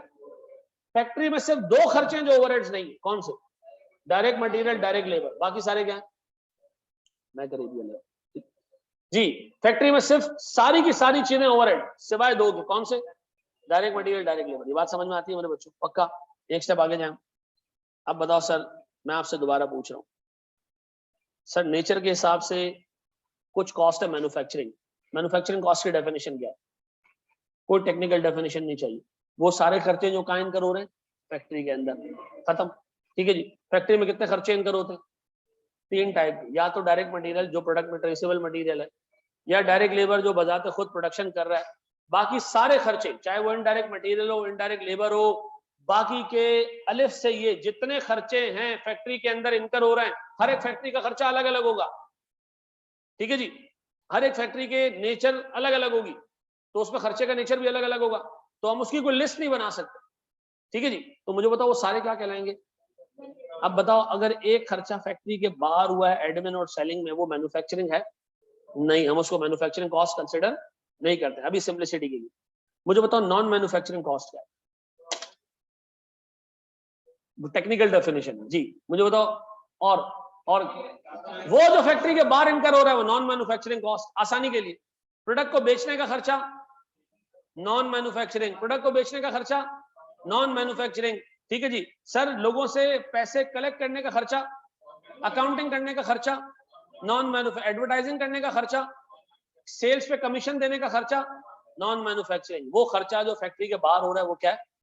Non manufacturing. जो फैक्ट्री के अंदर हो रहा है, अब याद रखना ये बाइफरकेशन इतनी जरूरी है कि अकाउंटिंग दोनों खर्चों की अलग अलग, मैन्युफैक्चरिंग कॉस्ट की अकाउंटिंग अलग है, नॉन मैन्युफैक्चरिंग कॉस्ट की अकाउंटिंग अलग है। ऐसा? अब बताओ सर, अगर मैं आपसे बेसिक बात पूछूं, कॉस्ट नेचर के हिसाब से दो टाइप की होती है, कौन कौन सी? या मैन्युफैक्चरिंग या नॉन मैन्युफैक्चरिंग। मैन्युफैक्चरिंग की डेफिनेशन, जो फैक्ट्री में खर्चा हो रहा है, जो फैक्ट्री के बाहर हो रहा है वो नॉन मैन्युफैक्चरिंग। सर, जो फैक्ट्री के अंदर हो रहा है, तीन टाइप का खर्चा, डायरेक्ट मटेरियल जो प्रोडक्ट में ट्रेसेबल है, डायरेक्ट लेबर जो बजाते खुद प्रोडक्शन कर रहा है, और इसके अलावा जो खर्चा वो फैक्ट्री का रेंट, मैन्युफैक्चरिंग ओवरहेड। ऐसा? सर, फैक्ट्री की मशीनों का डेप्रिसिएशन, फैक्ट्री की मशीनों का इंश्योरेंस, सर फैक्ट्री का रेंट, चलो हम डिस्कस कर चुके हैं। हीटिंग एंड लाइटिंग, जो एसी लगे हुए, इलेक्ट्रिसिटी की कॉस्ट, सर फ्यूल की कॉस्ट, ओवरहेड। ये बात समझ आती है सर? अब हम बात करते हैं सर किस चीज की, ये कॉपी वॉपी करना है तो कर लो, ठीक है, टाइम दे रहा हूं थोड़ा सा। देखो, मैं फिर एक बात बता दूं, ये डेफिनेशंस पेपर में नहीं आती, हाँ, लेकिन आपको ये आगे के टॉपिक के लिए बहुत जरूरी है समझना। ये छोटा तो नहीं हो गया ज्यादा? उस वक्त एक्टिविटी बेस्ड कॉस्टिंग खत्म हो रही थी, एक नई कॉस्टिंग आ रही थी, डीपीपी, डायरेक्ट प्रोडक्ट प्रॉफिटेबिलिटी। ठीक है जी। हम लोगों ने हमारे कोर्स में, वो जो 80 साल पुराना कोर्स है ओवरहेड्स, अभी हम एटलीस्ट चले गए 1980 तक, क्या डाल दिया हमने? Activity based costing. डालना क्या चाहिए था? ये डीपीपी डालने चाहिए थे, लेकिन सर मसला ये है, वहां जो बाबे बैठे हुए उनको नहीं आता समझ। हाँ, सही कह रहे हो, हमारी कॉस्टिंग आउटडेट हो जाती है, कोई टेंशन नहीं। इसलिए हम जो कॉस्टिंग पढ़ते हैं, तो जो टीचर होता है वो साथ साथ में बता रहा होता है कि आज इंटरनेशनल वर्ल्ड में क्या हो रहा है, दुनिया भर में क्या हो रहा है, वो बताता रहता है साथ में, अगर उसकी अपनी नॉलेज हो तो। अगर वो पास पेपर याद करके टीचर बना है तो फिर हो गया काम। ठीक है जी। हम में से बहुत सारे लोग जब पाकिस्तान से बाहर जाते हैं काम करने के लिए, तो वो अक्सर आके एक शिकायत लगाते हैं कि यार क्या बकवास माहौल है पाकिस्तान का, फर्म का माहौल देखो यार, बाहर ये बाहर वो। सीधी सी बात है भाई, इस प्रोफेशन में सिवाय अकाउंटिंग के और ऑडिट के, आप बाहर जितनी चीजें जाके देखोगे उसकी एप्लीकेशन आपको सिग्निफिकेंटली डिफरेंट नजर आएगी। सिर्फ दो चीजें ऐसी हैं जो आपकी इंटरनेशनली इन लाइन है, वो क्या है? अकाउंटिंग और ऑडिट। ठीक है जी, ये दो चीजें आपकी इंटरनेशनल, और यही बहुत है आपके लिए। तो पाकिस्तान से जितने लोग बाहर जाते हैं वो क्या बनते हैं? मुंशी। वो किसी स्ट्रेटेजिक रोल में नहीं आते। क्यों? जो चीजें आप अभी पढ़ रहे हो, जो अभी आप ओवरहेड्स वगैरह की ट्रीटमेंट देखोगे, 1980 में ऑब्सोलीट हो गई थी। 1980 में टेक्निक आई एक्टिविटी बेस्ड कॉस्टिंग, वो 2005-6 में ऑब्सोलीट हो गई। हम 2022 में कौन सी टेक्निक यूज करना शुरू करने वाले हैं? Activity based costing. पाकिस्तान में एक्टिविटी बेस्ड कॉस्टिंग सिर्फ 2 इदारों में होती है, 2 बड़े इदारों में होती है, आखान हॉस्पिटल और ICI जो पेंट्स है, एक्जो नोबेल। इन 2 जगहों पे एक्टिविटी बेस्ड कॉस्टिंग यूज होती है प्रैक्टिकली। अदरवाइज बाकी अभी भी पाकिस्तान के सारे इदारे क्या करते हैं? ओवरहेड्स की अकाउंटिंग यूज करते हैं, जो कब ऑब्सोलीट हो गई थी? 1980। ठीक है जी, पाकिस्तान है भाई, यहाँ पुरानी चीजों की वैल्यू बहुत है।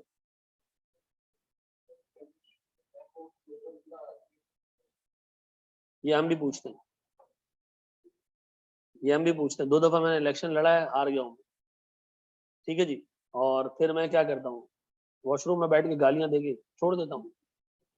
ठीक है जी, आप कुछ नहीं कर सकते ना, आपकी एक लिमिटेशन है। आप यंग लोगों को सोचने का जो है वो तरीका सिखा सकता हूँ कि आप चीजों को सोचो। जब आप क्वालिफाई करो तो आप ऐसे लोगों को लेकर आओ काउंसिल में, जो लोग नए हैं, जो अच्छी सोच रखते हैं। लास्ट टाइम हमारे साथ के इलेक्ट्रिक का एक डायरेक्टर था यार, फेबुलस इंडिविजुअल, बेहतरीन इंडिविजुअल, मुस्तफा कमाल नाम था उसका। ठीक है, अभी उसकी एक जो है वो ट्रेनिंग कंपनी है, वो इंजीनियर्स को ट्रेन करता है, chartered accountant. At the same time उसने इंजीनियर्स को ट्रेन करने की एक पूरी कंपनी सेटअप बनाया। इंजीनियर्स को वो ट्रेन कर रहे हैं और उनको बिजनेस सेंस दे रहे हैं कि वो अपनी प्रोडक्ट खुद बेचें आगे। इतना ब्राइट बंदा, दिमाग उसका इतना अच्छा चलने वाला। उसको वोट मिले कोई 1300, मुझे वोट मिले 1685। एक 16 वोटों से मैं आ रहा हूँ। मुझसे जो आगे बंदा था वो, उसकी एज है 65। ठीक है जी,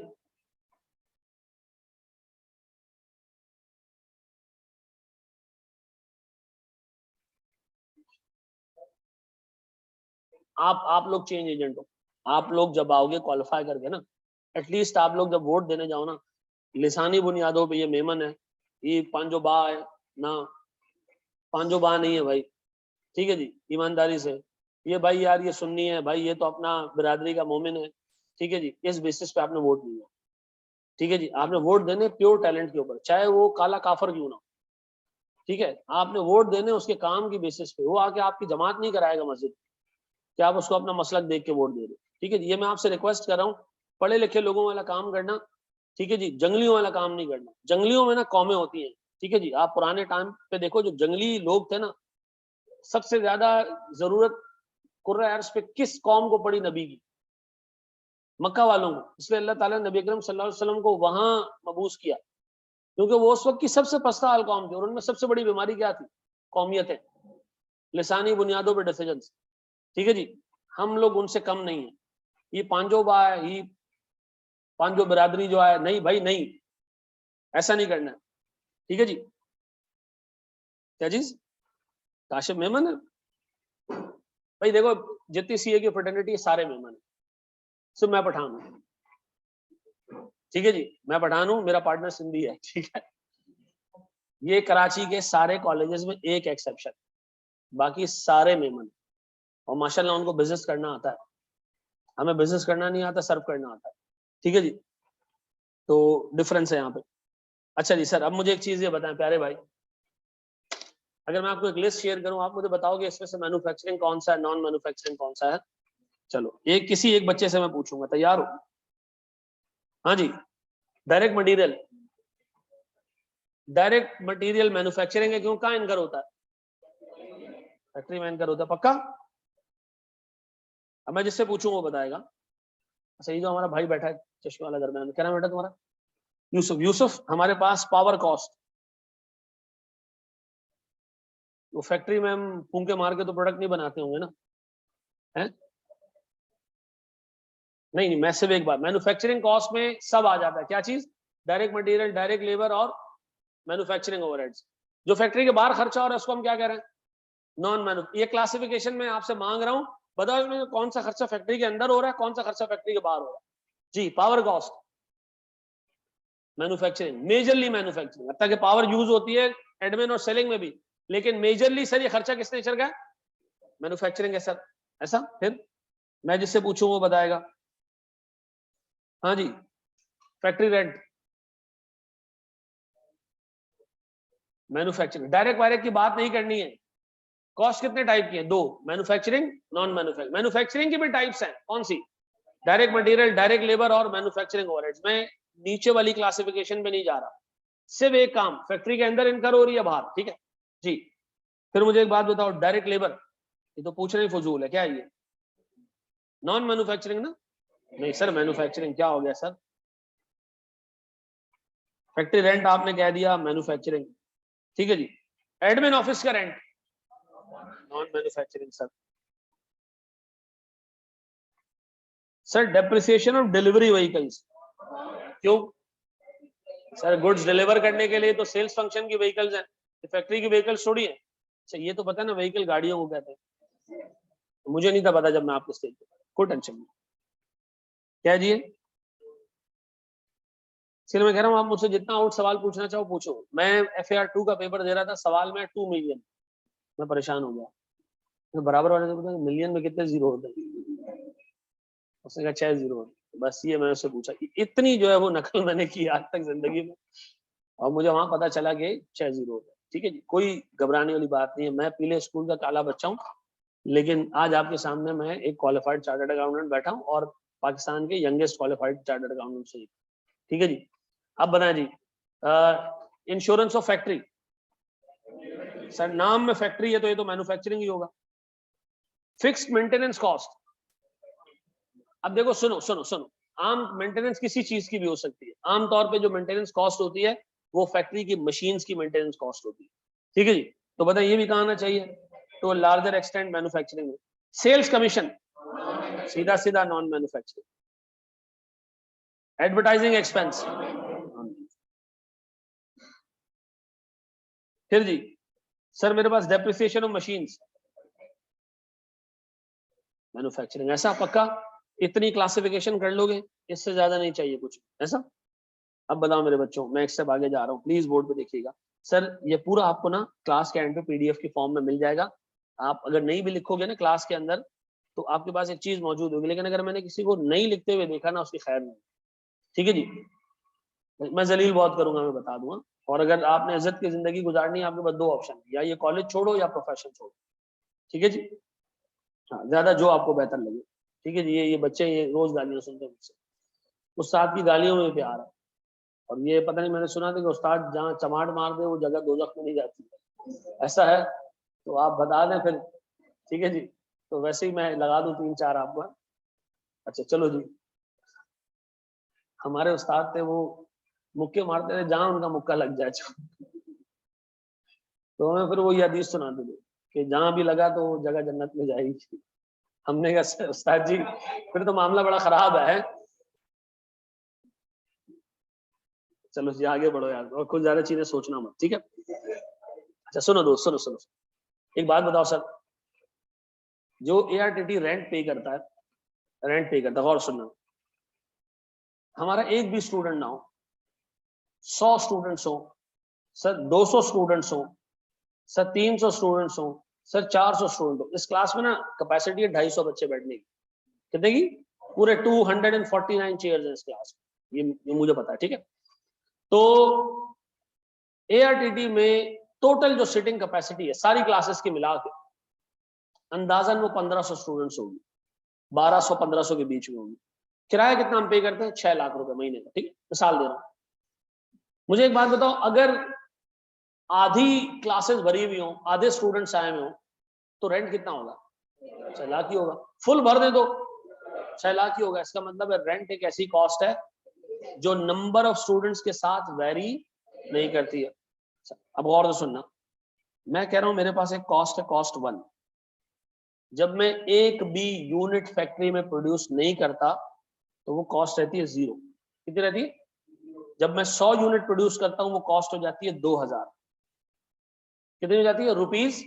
100 यूनिट बनाता हूं, एक कॉस्ट है वो 2000 हो जाती है। मिसाल के तौर पर लेबर है, 200 यूनिट प्रोड्यूस करता हूं, ये कॉस्ट हो जाती है 4000। 300 यूनिट प्रोड्यूस करता हूं, ये कॉस्ट हो जाती है 6000। 400 यूनिट प्रोड्यूस करता हूं, ये कॉस्ट हो जाती है 8000। मेरे प्यारे बच्चों, क्या ये कॉस्ट नंबर ऑफ यूनिट्स बढ़ने के साथ साथ बढ़ रही है? ये एज्यूम कर लो लेबर की कॉस्ट है, जितने ज्यादा यूनिट बनाओगे उतने मजदूरों को पैसे दोगे, ऐसा? यूनिट आपने डबल कर दिया, प्रोडक्शन डबल कर दी, तो कॉस्ट भी क्या होगी? डबल होगी। यूनिट आपने 3 टाइम्स कर दी, कॉस्ट भी कितनी हो गई? अज्यूम करो ये केक बना रहे हो और उसमें अंडे इस्तेमाल कर रहे हो, 100 केक बनाए तो अंडे कितने क्या है? 2000 रुपए के। 200 केक बनाए तो अंडे कितने क्या है?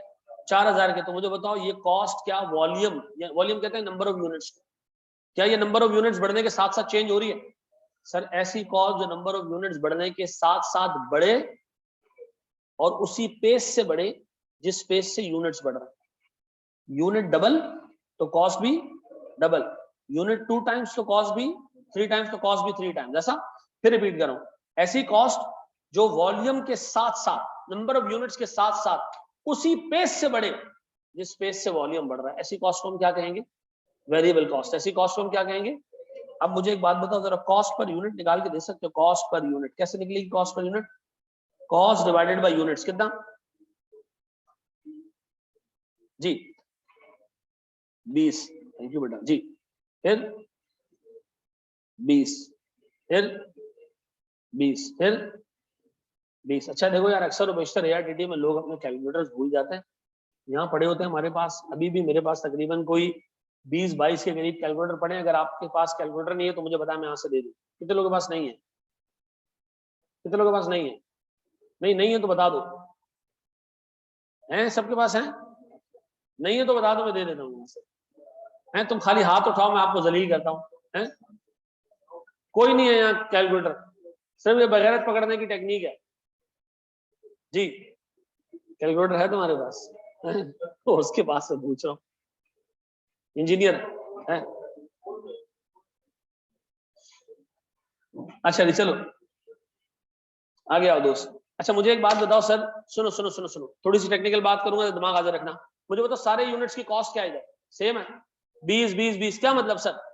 एक अंडा 20 रुपए का है, 100 केक बनाओगे सर 20 रुपए के हिसाब से 2000 रुपए के अंडे आएंगे।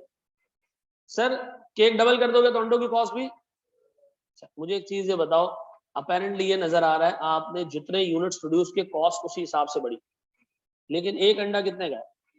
100 अंडे खरीदे तब भी 20 का, 200 खरीदे तब भी, 400 खरीदे तब भी। इसका मतलब है आपको बल्क परचेजेस पे डिस्काउंट नहीं मिलता।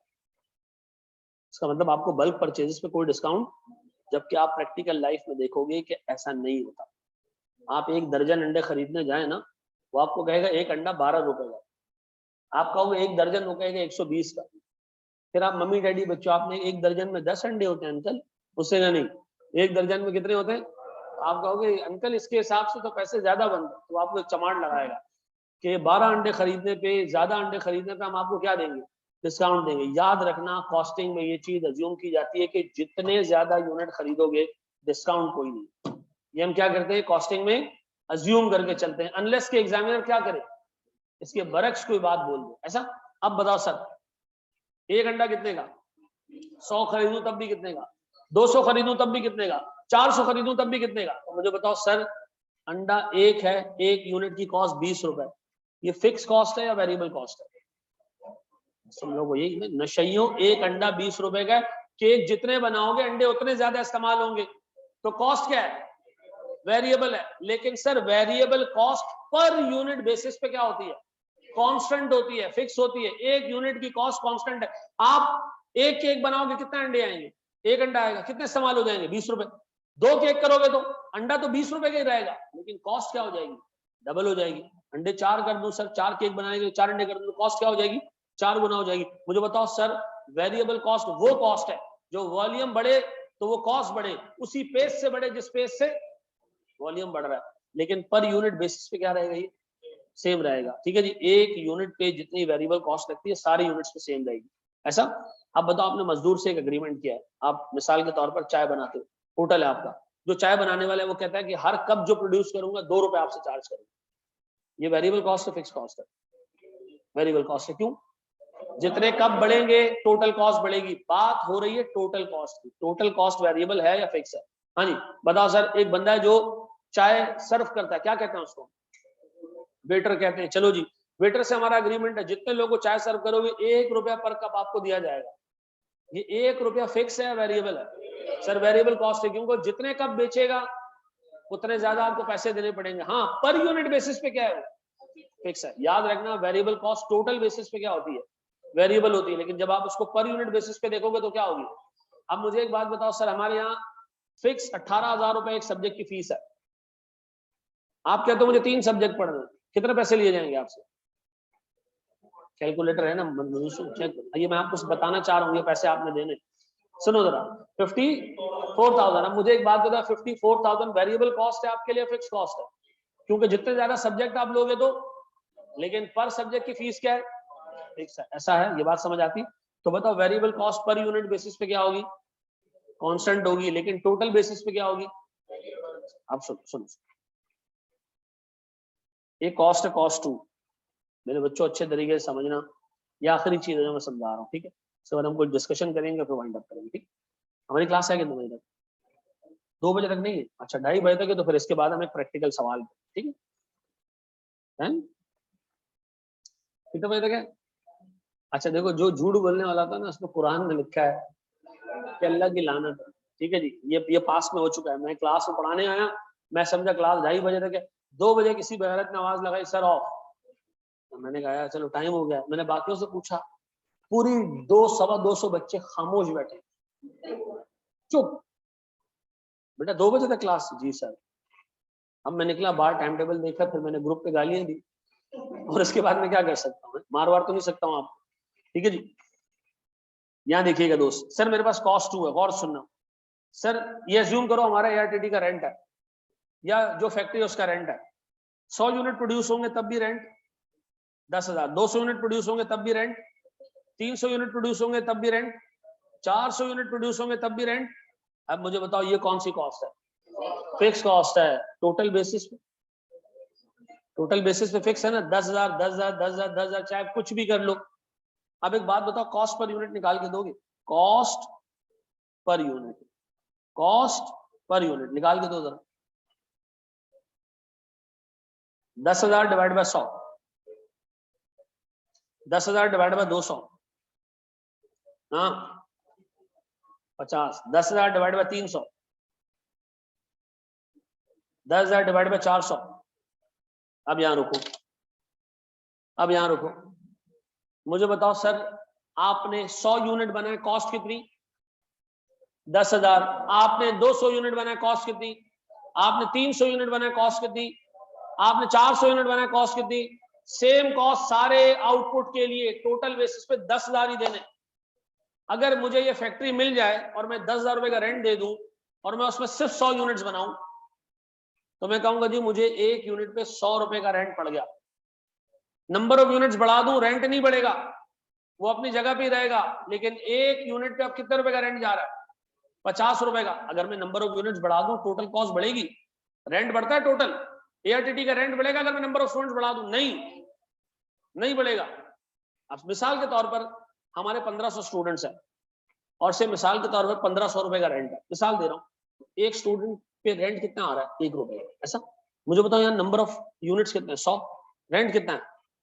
10,000 का। आपको इफेक्टिवली एक यूनिट पे कितना रेंट नजर आ रहा है? अच्छा, अगर आप नंबर ऑफ यूनिट्स बढ़ाओगे तो क्या होगा? रेंट तो कांस्टेंट रहेगा, ऐसा? तो कॉस्ट पर यूनिट क्या हो जाएगी? कम हो जाएगी। तो मुझे एक बात बताओ, ये देखते हुए आपको क्या लग रहा है कि अगर आपको कॉस्ट पर यूनिट को कम करना है तो हमें क्या करना चाहिए? अपनी कैपेसिटी को मुकम्मल इस्तेमाल करना चाहिए, ऐसा? जितने ज्यादा यूनिट्स बना सकते हो बनाओ। आपका रेंट क्या है? फिक्स है। 10,000 रुपए का रेंट देने, अंदर 100 यूनिट बनाओ, 200 बनाओ, 300 बनाओ, 400 बनाओ, तुम्हारी मर्जी, ऐसा? मुझे बताओ कॉस्ट सबसे कम कहाँ आ रही है पर यूनिट बेसिस पे? सर जहां सबसे ज्यादा कॉस्ट आ रही है, ऐसा? अब सुनो जरा, मुझे बताओ दुनिया की तमाम बड़ी मैन्युफैक्चरिंग कंपनीज जो बल्क मैन्युफैक्चरिंग करती है, बिलियंस ऑफ यूनिट्स प्रोड्यूस करती है, उनके तमाम लोगों के प्रोडक्शन आउटलेट्स कहाँ होते हैं? चाइना में होते हैं। उनके प्रोडक्शन आउटलेट्स बांग्लादेश में होते हैं। उनके प्रोडक्शन आउटलेट्स इंडिया में होते हैं। रीजन, लेबर तो चीप है, लेबर तो चीप है, ठीक है, चीप लेबर उनको मिल जाती है, लेकिन मसला ये है कि सर वहां पर जमीन का किराया भी कम है। वो रेंट पे बड़ी बड़ी फैक्ट्रीज लगाते हैं और मैक्सिमम यूनिट्स प्रोड्यूस करते हैं, ताकि उनका क्या हो, एक यूनिट पर यूनिट रेंट क्या हो जाए, कम से कम हो जाए, ऐसा? आप सुनो सुनो सुनो सुनो, मुझे एक बात बताओ, वेरिएबल कॉस्ट हर यूनिट की क्या है?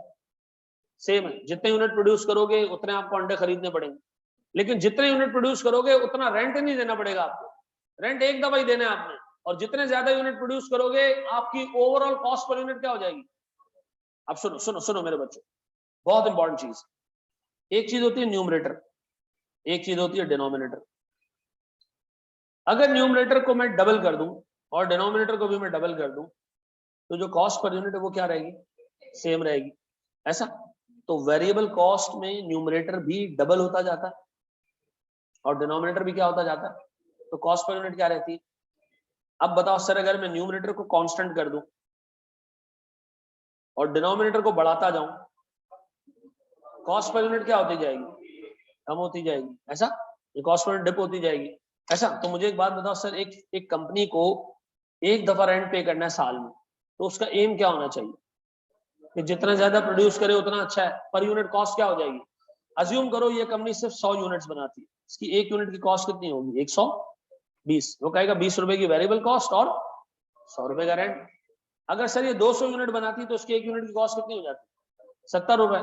अगर ये 300 यूनिट बनाती है, इसकी एक यूनिट की कॉस्ट कितनी हो जाती, 53। और सर अगर ये 400 यूनिट बनाती तो कॉस्ट कितनी हो जाती, 45 रुपए। वो कहते हैं जी 20 रुपए की वेरिएबल कॉस्ट और लगभग 25 रुपए का रेंट टोटल। तो सर मुझे एक बात बताएं, कहां पर जाके कंपनी की overall cost per unit reduce होती है, जितने ज्यादा प्रोड्यूस करो। ऐसा क्यों, वेरिएबल कॉस्ट की वजह से नहीं सर, किसकी वजह से। अब मैं बहुत टेक्निकल बात करने जा रहा हूं, वेरिएबल कॉस्ट टोटल बेसिस पे क्या होती है, सेम होती है। नहीं सर, नहीं नहीं नहीं, वेरिएबल कॉस्ट टोटल बेसिस पे बढ़ती जाती है जैसे आप यूनिट्स प्रोड्यूस करो। फिक्स कॉस्ट टोटल बेसिस पे क्या होती है, सेम होती है, चाहे आप जितने भी यूनिट प्रोड्यूस करो। ऐसा variable cost per unit basis पे, पर यूनिट बेसिस पे फिक्स होती है, सेम होती है, लेकिन fix cost per unit basis पे डिप कर रही होती है। ऐसा फिर रिपीट कर रहा हूं, टोटल बेसिस पे कौन सी कॉस्ट चेंज होती है, वेरिएबल। टोटल बेसिस पे कौन सी कॉस्ट चेंज होती है, वेरिएबल चेंज होती है। जितने आप यूनिट्स बढ़ाते जाओगे टोटल कॉस्ट बढ़ती जाएगी। टोटल बेसिस पे कौन सी कॉस्ट कांस्टेंट रहती है, fix cost. Sir per unit basis पे एक अंडा अगर 20 रुपए का है तो मैं 100 भी खरीदूंगा, 20 में 200 भी खरीदूंगा तो 20, 300 भी खरीदूंगा तो 20, 400 भी खरीदूंगा तो 20। सर मुझे बताएं variable cost per unit basis पे क्या रहती है, सेम रहती है। Fix cost per unit basis पे क्या होती है, नीचे आना शुरू होती है अब जैसे जैसे आउटपुट प्रोड्यूस करो। ऐसा है, ऐसा है, ये बात समझ में आती है। अब मेरे बच्चों, जी मेरे बच्चा,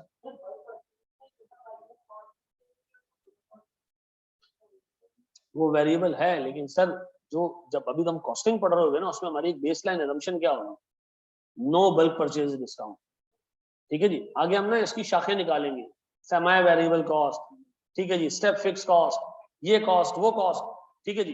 फिर कुछ कॉस्ट ऐसी होगी जो एक लिमिटेड हद तक फिक्स होगी लेकिन बाद में क्या हो जाएगी, वेरिएबल हो जाएगी। जैसे मिसाल के तौर पर, जैसे मैं आपको प्रैक्टिकली बताता हूँ, हमारे एक टीचर है, वो हमसे पैसे चार्ज करते हैं 100 स्टूडेंट्स पे, मिसाल दे रहा हूँ, 100 स्टूडेंट्स के ऊपर 5 लाख रुपए, कितना, 100 स्टूडेंट्स पढ़ाएंगे 5 लाख रुपए लेंगे उनसे, ठीक है, पर बैच।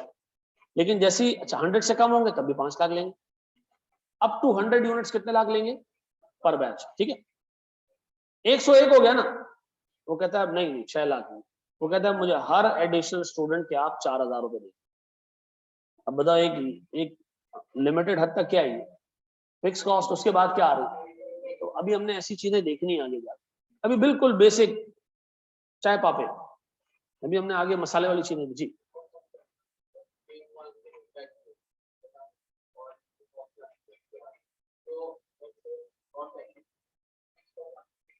बढ़ जाएगी, हाँ बढ़ना शुरू हो जाएगी, क्योंकि फिक्स कॉस्ट फिक्स नहीं, वो स्टेप फिक्स कॉस्ट, क्योंकि एक स्टेप के बाद क्या हो गई, वो चेंज हो गई। ठीक है, हम इस वक्त बात करेंगे इसकी थ्रू आउट फिक्स कॉस्ट, चाहे जितने यूनिट आप बना लो। अच्छा मुझे एक बात बताओ, ये एनालिसिस देख के क्या लगता है, यूनिट्स कम प्रोड्यूस करने चाहिए फैक्ट्री में, ज्यादा, ज्यादा प्रोड्यूस करने से क्या होगा, फिक्स कॉस्ट तो अपनी जगह पे, ये वेरिएबल कॉस्ट 20 रुपए की फिक्स कॉस्ट जो है वो पर यूनिट कम होती जाएगी। तो सर अगर मैं 400 यूनिट बनाऊं तो मुझे इफेक्टिवली एक यूनिट कितने का पड़ रहा है, 45 का, ऐसा ना। तो तुम यही सोच रहे हो ना कि ज्यादा से ज्यादा यूनिट बनाने चाहिए, ऐसा। हम टाइम में पीछे जाते हैं 2003 में, 2003 में एक वॉकमैन आता है सोनी का, छोटा वॉकमैन, ठीक है, पॉकेट में डालने वाला वॉकमैन जो आराम से पॉकेट में डाल, ठीक है। पहले वॉकमैन आता था बड़ा होता था, उसमें डीवीडी या सीडी लगती थी तो अच्छा खासा जगह गिरता था, वो पेंट के ऊपर लगता था, जेब में नहीं जा सकता, ऐसा।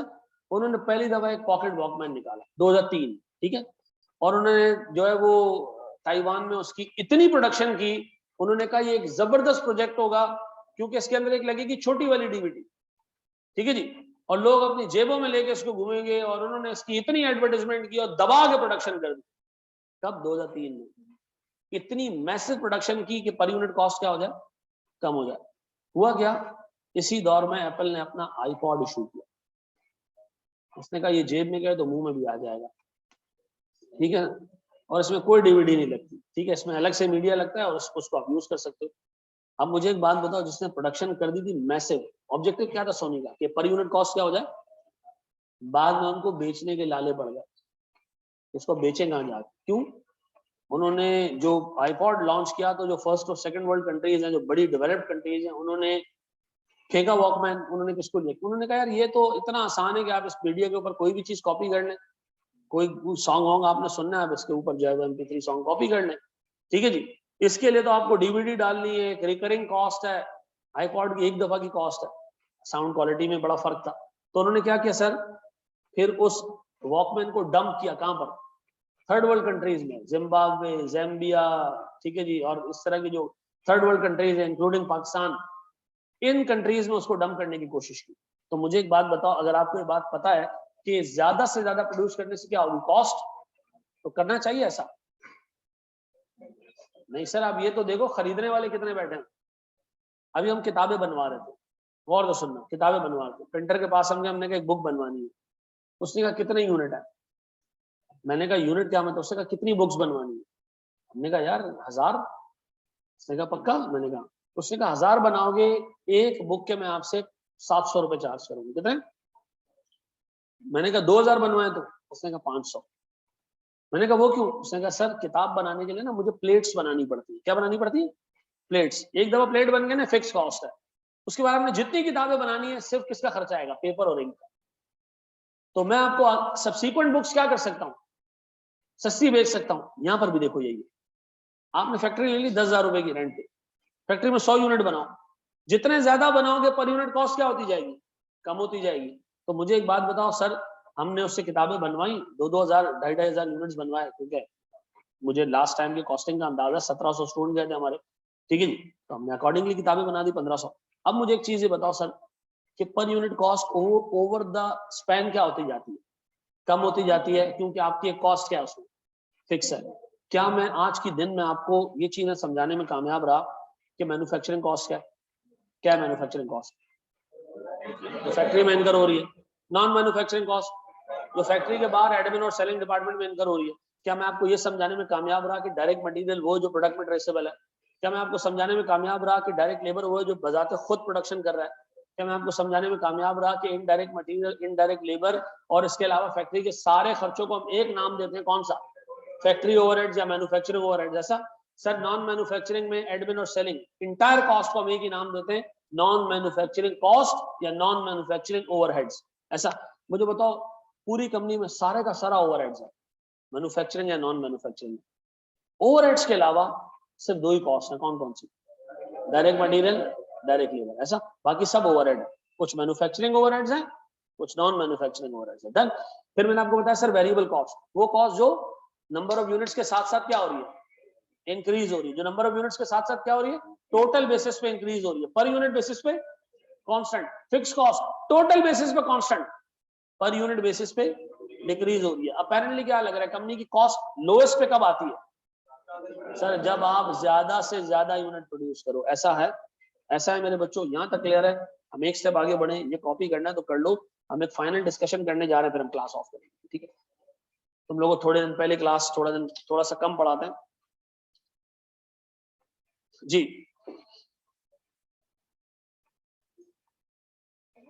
जी मेरे बच्चे, क्या चीज?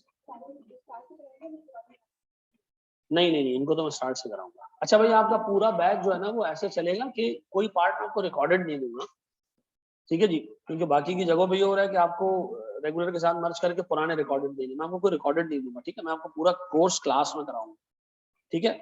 लाइव कराऊंगा पूरा कोर्स आपको, ठीक है?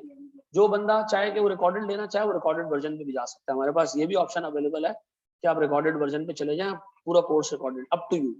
मैं आपको पूरे के पूरे टॉपिक्स क्लास में पढ़ाऊं, ठीक है? पढ़े जी आगे। हाँ हाँ भाई, बुक लेना जरूरी है? हाँ हाँ जरूरी है। सर कहाँ से मिलेगी? नीचे फोटोकॉपी वाला है हमारा, वो आज छुट्टी पे, वो गांव में रहता है, और वो 2-2 महीने में गांव जाता है, फिर उसका वापस आने का दिल नहीं करता क्योंकि वो शादीशुदा है। वो अभी आने वाला है थोड़े टाइम में, ठीक है जी?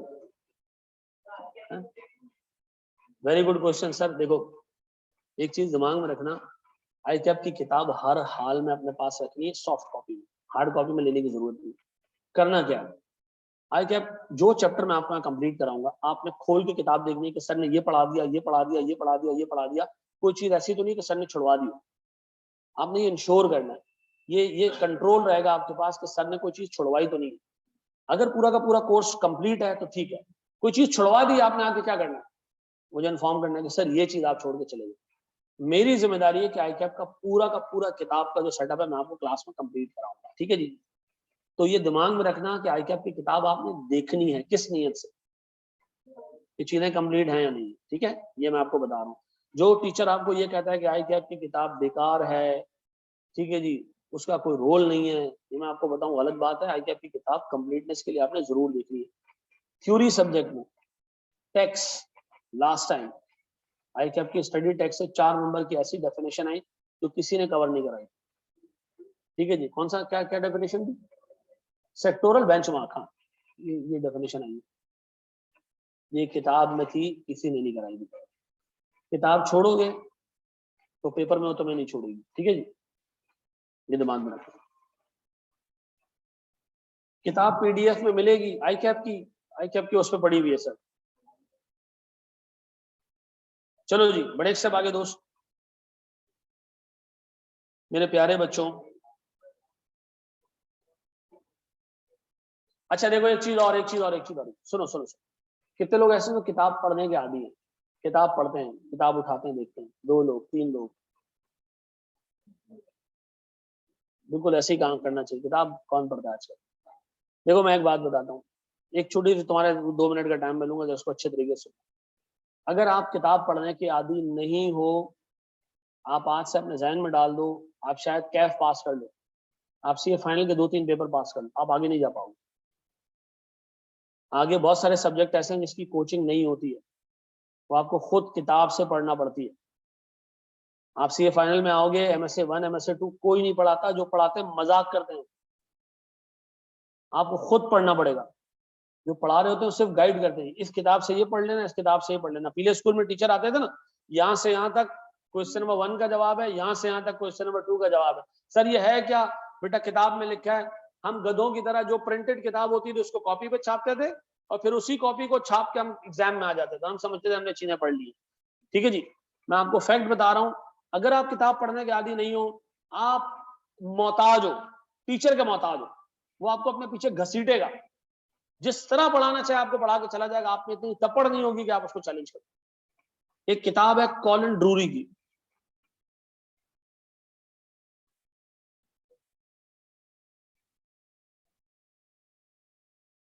ठीक है जी? किस चीज की किताब है? कॉस्टिंग की किताब है, कोई नॉवेल नहीं है। मेरी मजबूरियां हैं सर। इसकी किताब है कॉस्ट एंड मैनेजमेंट अकाउंटिंग। सुनिएगा दोस्त, ये किताब आती है 400-500 रुपए की, पायरेटेड वर्जन आता है, 400-500 रुपए की आती है, बहुत महंगी किताब है। आपको एक गुर्दा और दूसरे गुर्दे का एक पीस रखवाना पड़ेगा, तब ये 500 रुपए की किताब निकलेगी, ठीक है जी? हाँ, क्योंकि यहाँ बच्चे आते हैं, सर बहुत महंगी किताब है, और वही बच्चा आपको पिकनिक पर 2500-2000 रुपए पहले देता हुआ नजर आएगा, ये लो भाई, ठीक है जी? एक बंदा इधर आया रो पड़ा, मैं नहीं है फीस, है ही नहीं, है ही नहीं, ठीक है? एक सब्जेक्ट के दे दूसरे के नहीं है, अब्बा फारिग हैं, काम ही नहीं करते, नहीं है पैसे। यकीन करो मेरा दिल कर मैं गले लगा के रो लूं यार, इतना गरीब बच्चा। पिकनिक हुई, ये चश्मा वश्मा लगाया हुआ, हाथों पे चीजें लगाई हुई, मनूस पहला पहुंचा हुआ। उस दिन मुझे फील हुआ कि यार इंसान कितना डिसेप्टिव है। नजर कुछ आ रहा है, यकीन करो मेरा दिल कर रहा था, मैं मुंह से निकलने वाला था यार दूसरे की भी नहीं दे यार, तू रोना बंद कर बस। पिकनिक में आया ये भाई ग्लासे लगा घूम रहा है भाई, टेंशन ही नहीं है। मैं मैनेजमेंट से पूछा, मैंने कहा सर पैसे दिए पिकनिक? कहता सर सबसे पहले दिए। एक इधर और आया, रो के गया, नहीं है मेरे पास पैसे, मैं नहीं दे सकता फीस। देखो मैं ये सिर्फ तुम्हें एक चीज बता रहा हूँ कि हमारे प्रायोरिटीज क्या है। हमने उसको एक 50% ऑफ कर दिया, चलो यार बहुत गरीब बच्चा।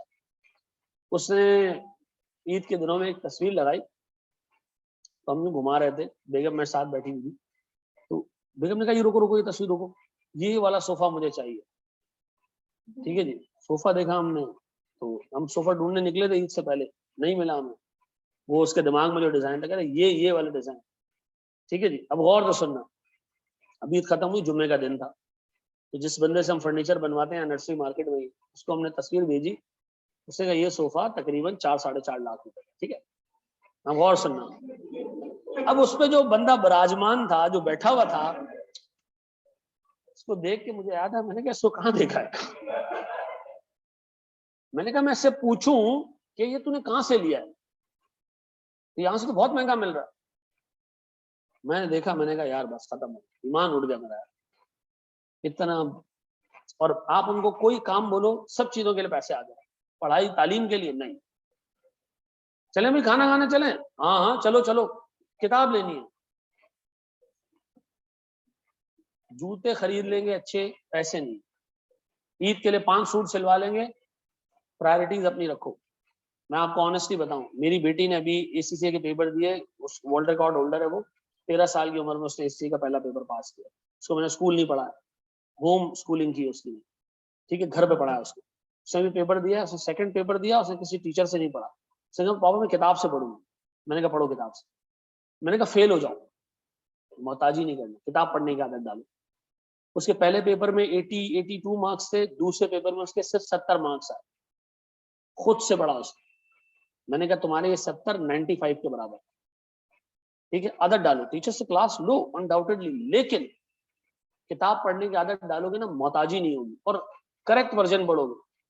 मौलवी का इस्लाम और कुरान का इस्लाम और, ऐसा है ना, अक्सर बेशतर आपको नजर आएगा, आप अक्सर बेशतर नजर आएगा। मैं एक ओमान गया, एक बंदा हाथ खोल के नमाज पढ़ रहा था, ठीक है जी, मैं पीछे आके खड़ा हो गया, कंधा जोर से दबाया और नमाज पढ़ने लग गया।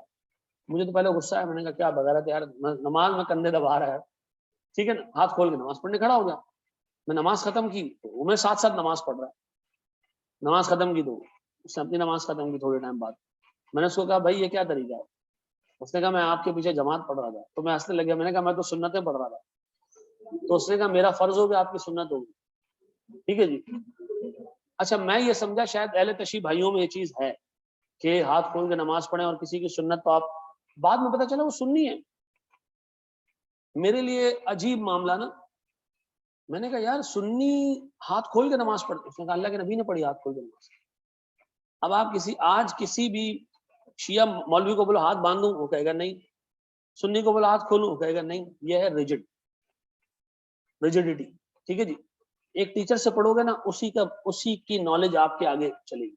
किताब से पढ़ोगे, टीचर से बियॉन्ड चीजें देखोगे, टनल विजन में नहीं जाओगे। ये मैं तुम्हें सारी चीज इसलिए बोली है कि किताब लेनी है।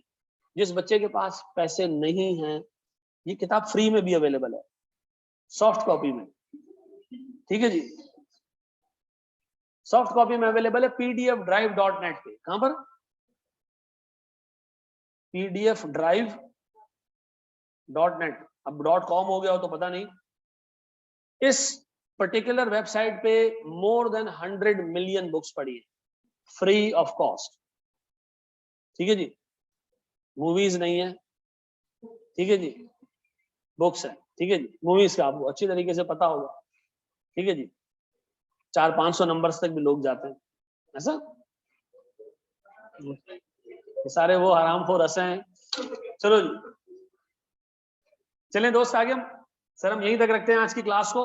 अच्छा सुनिएगा दोस्त, कल की क्लास में हम ओवरहेड्स का चैप्टर शुरू करेंगे।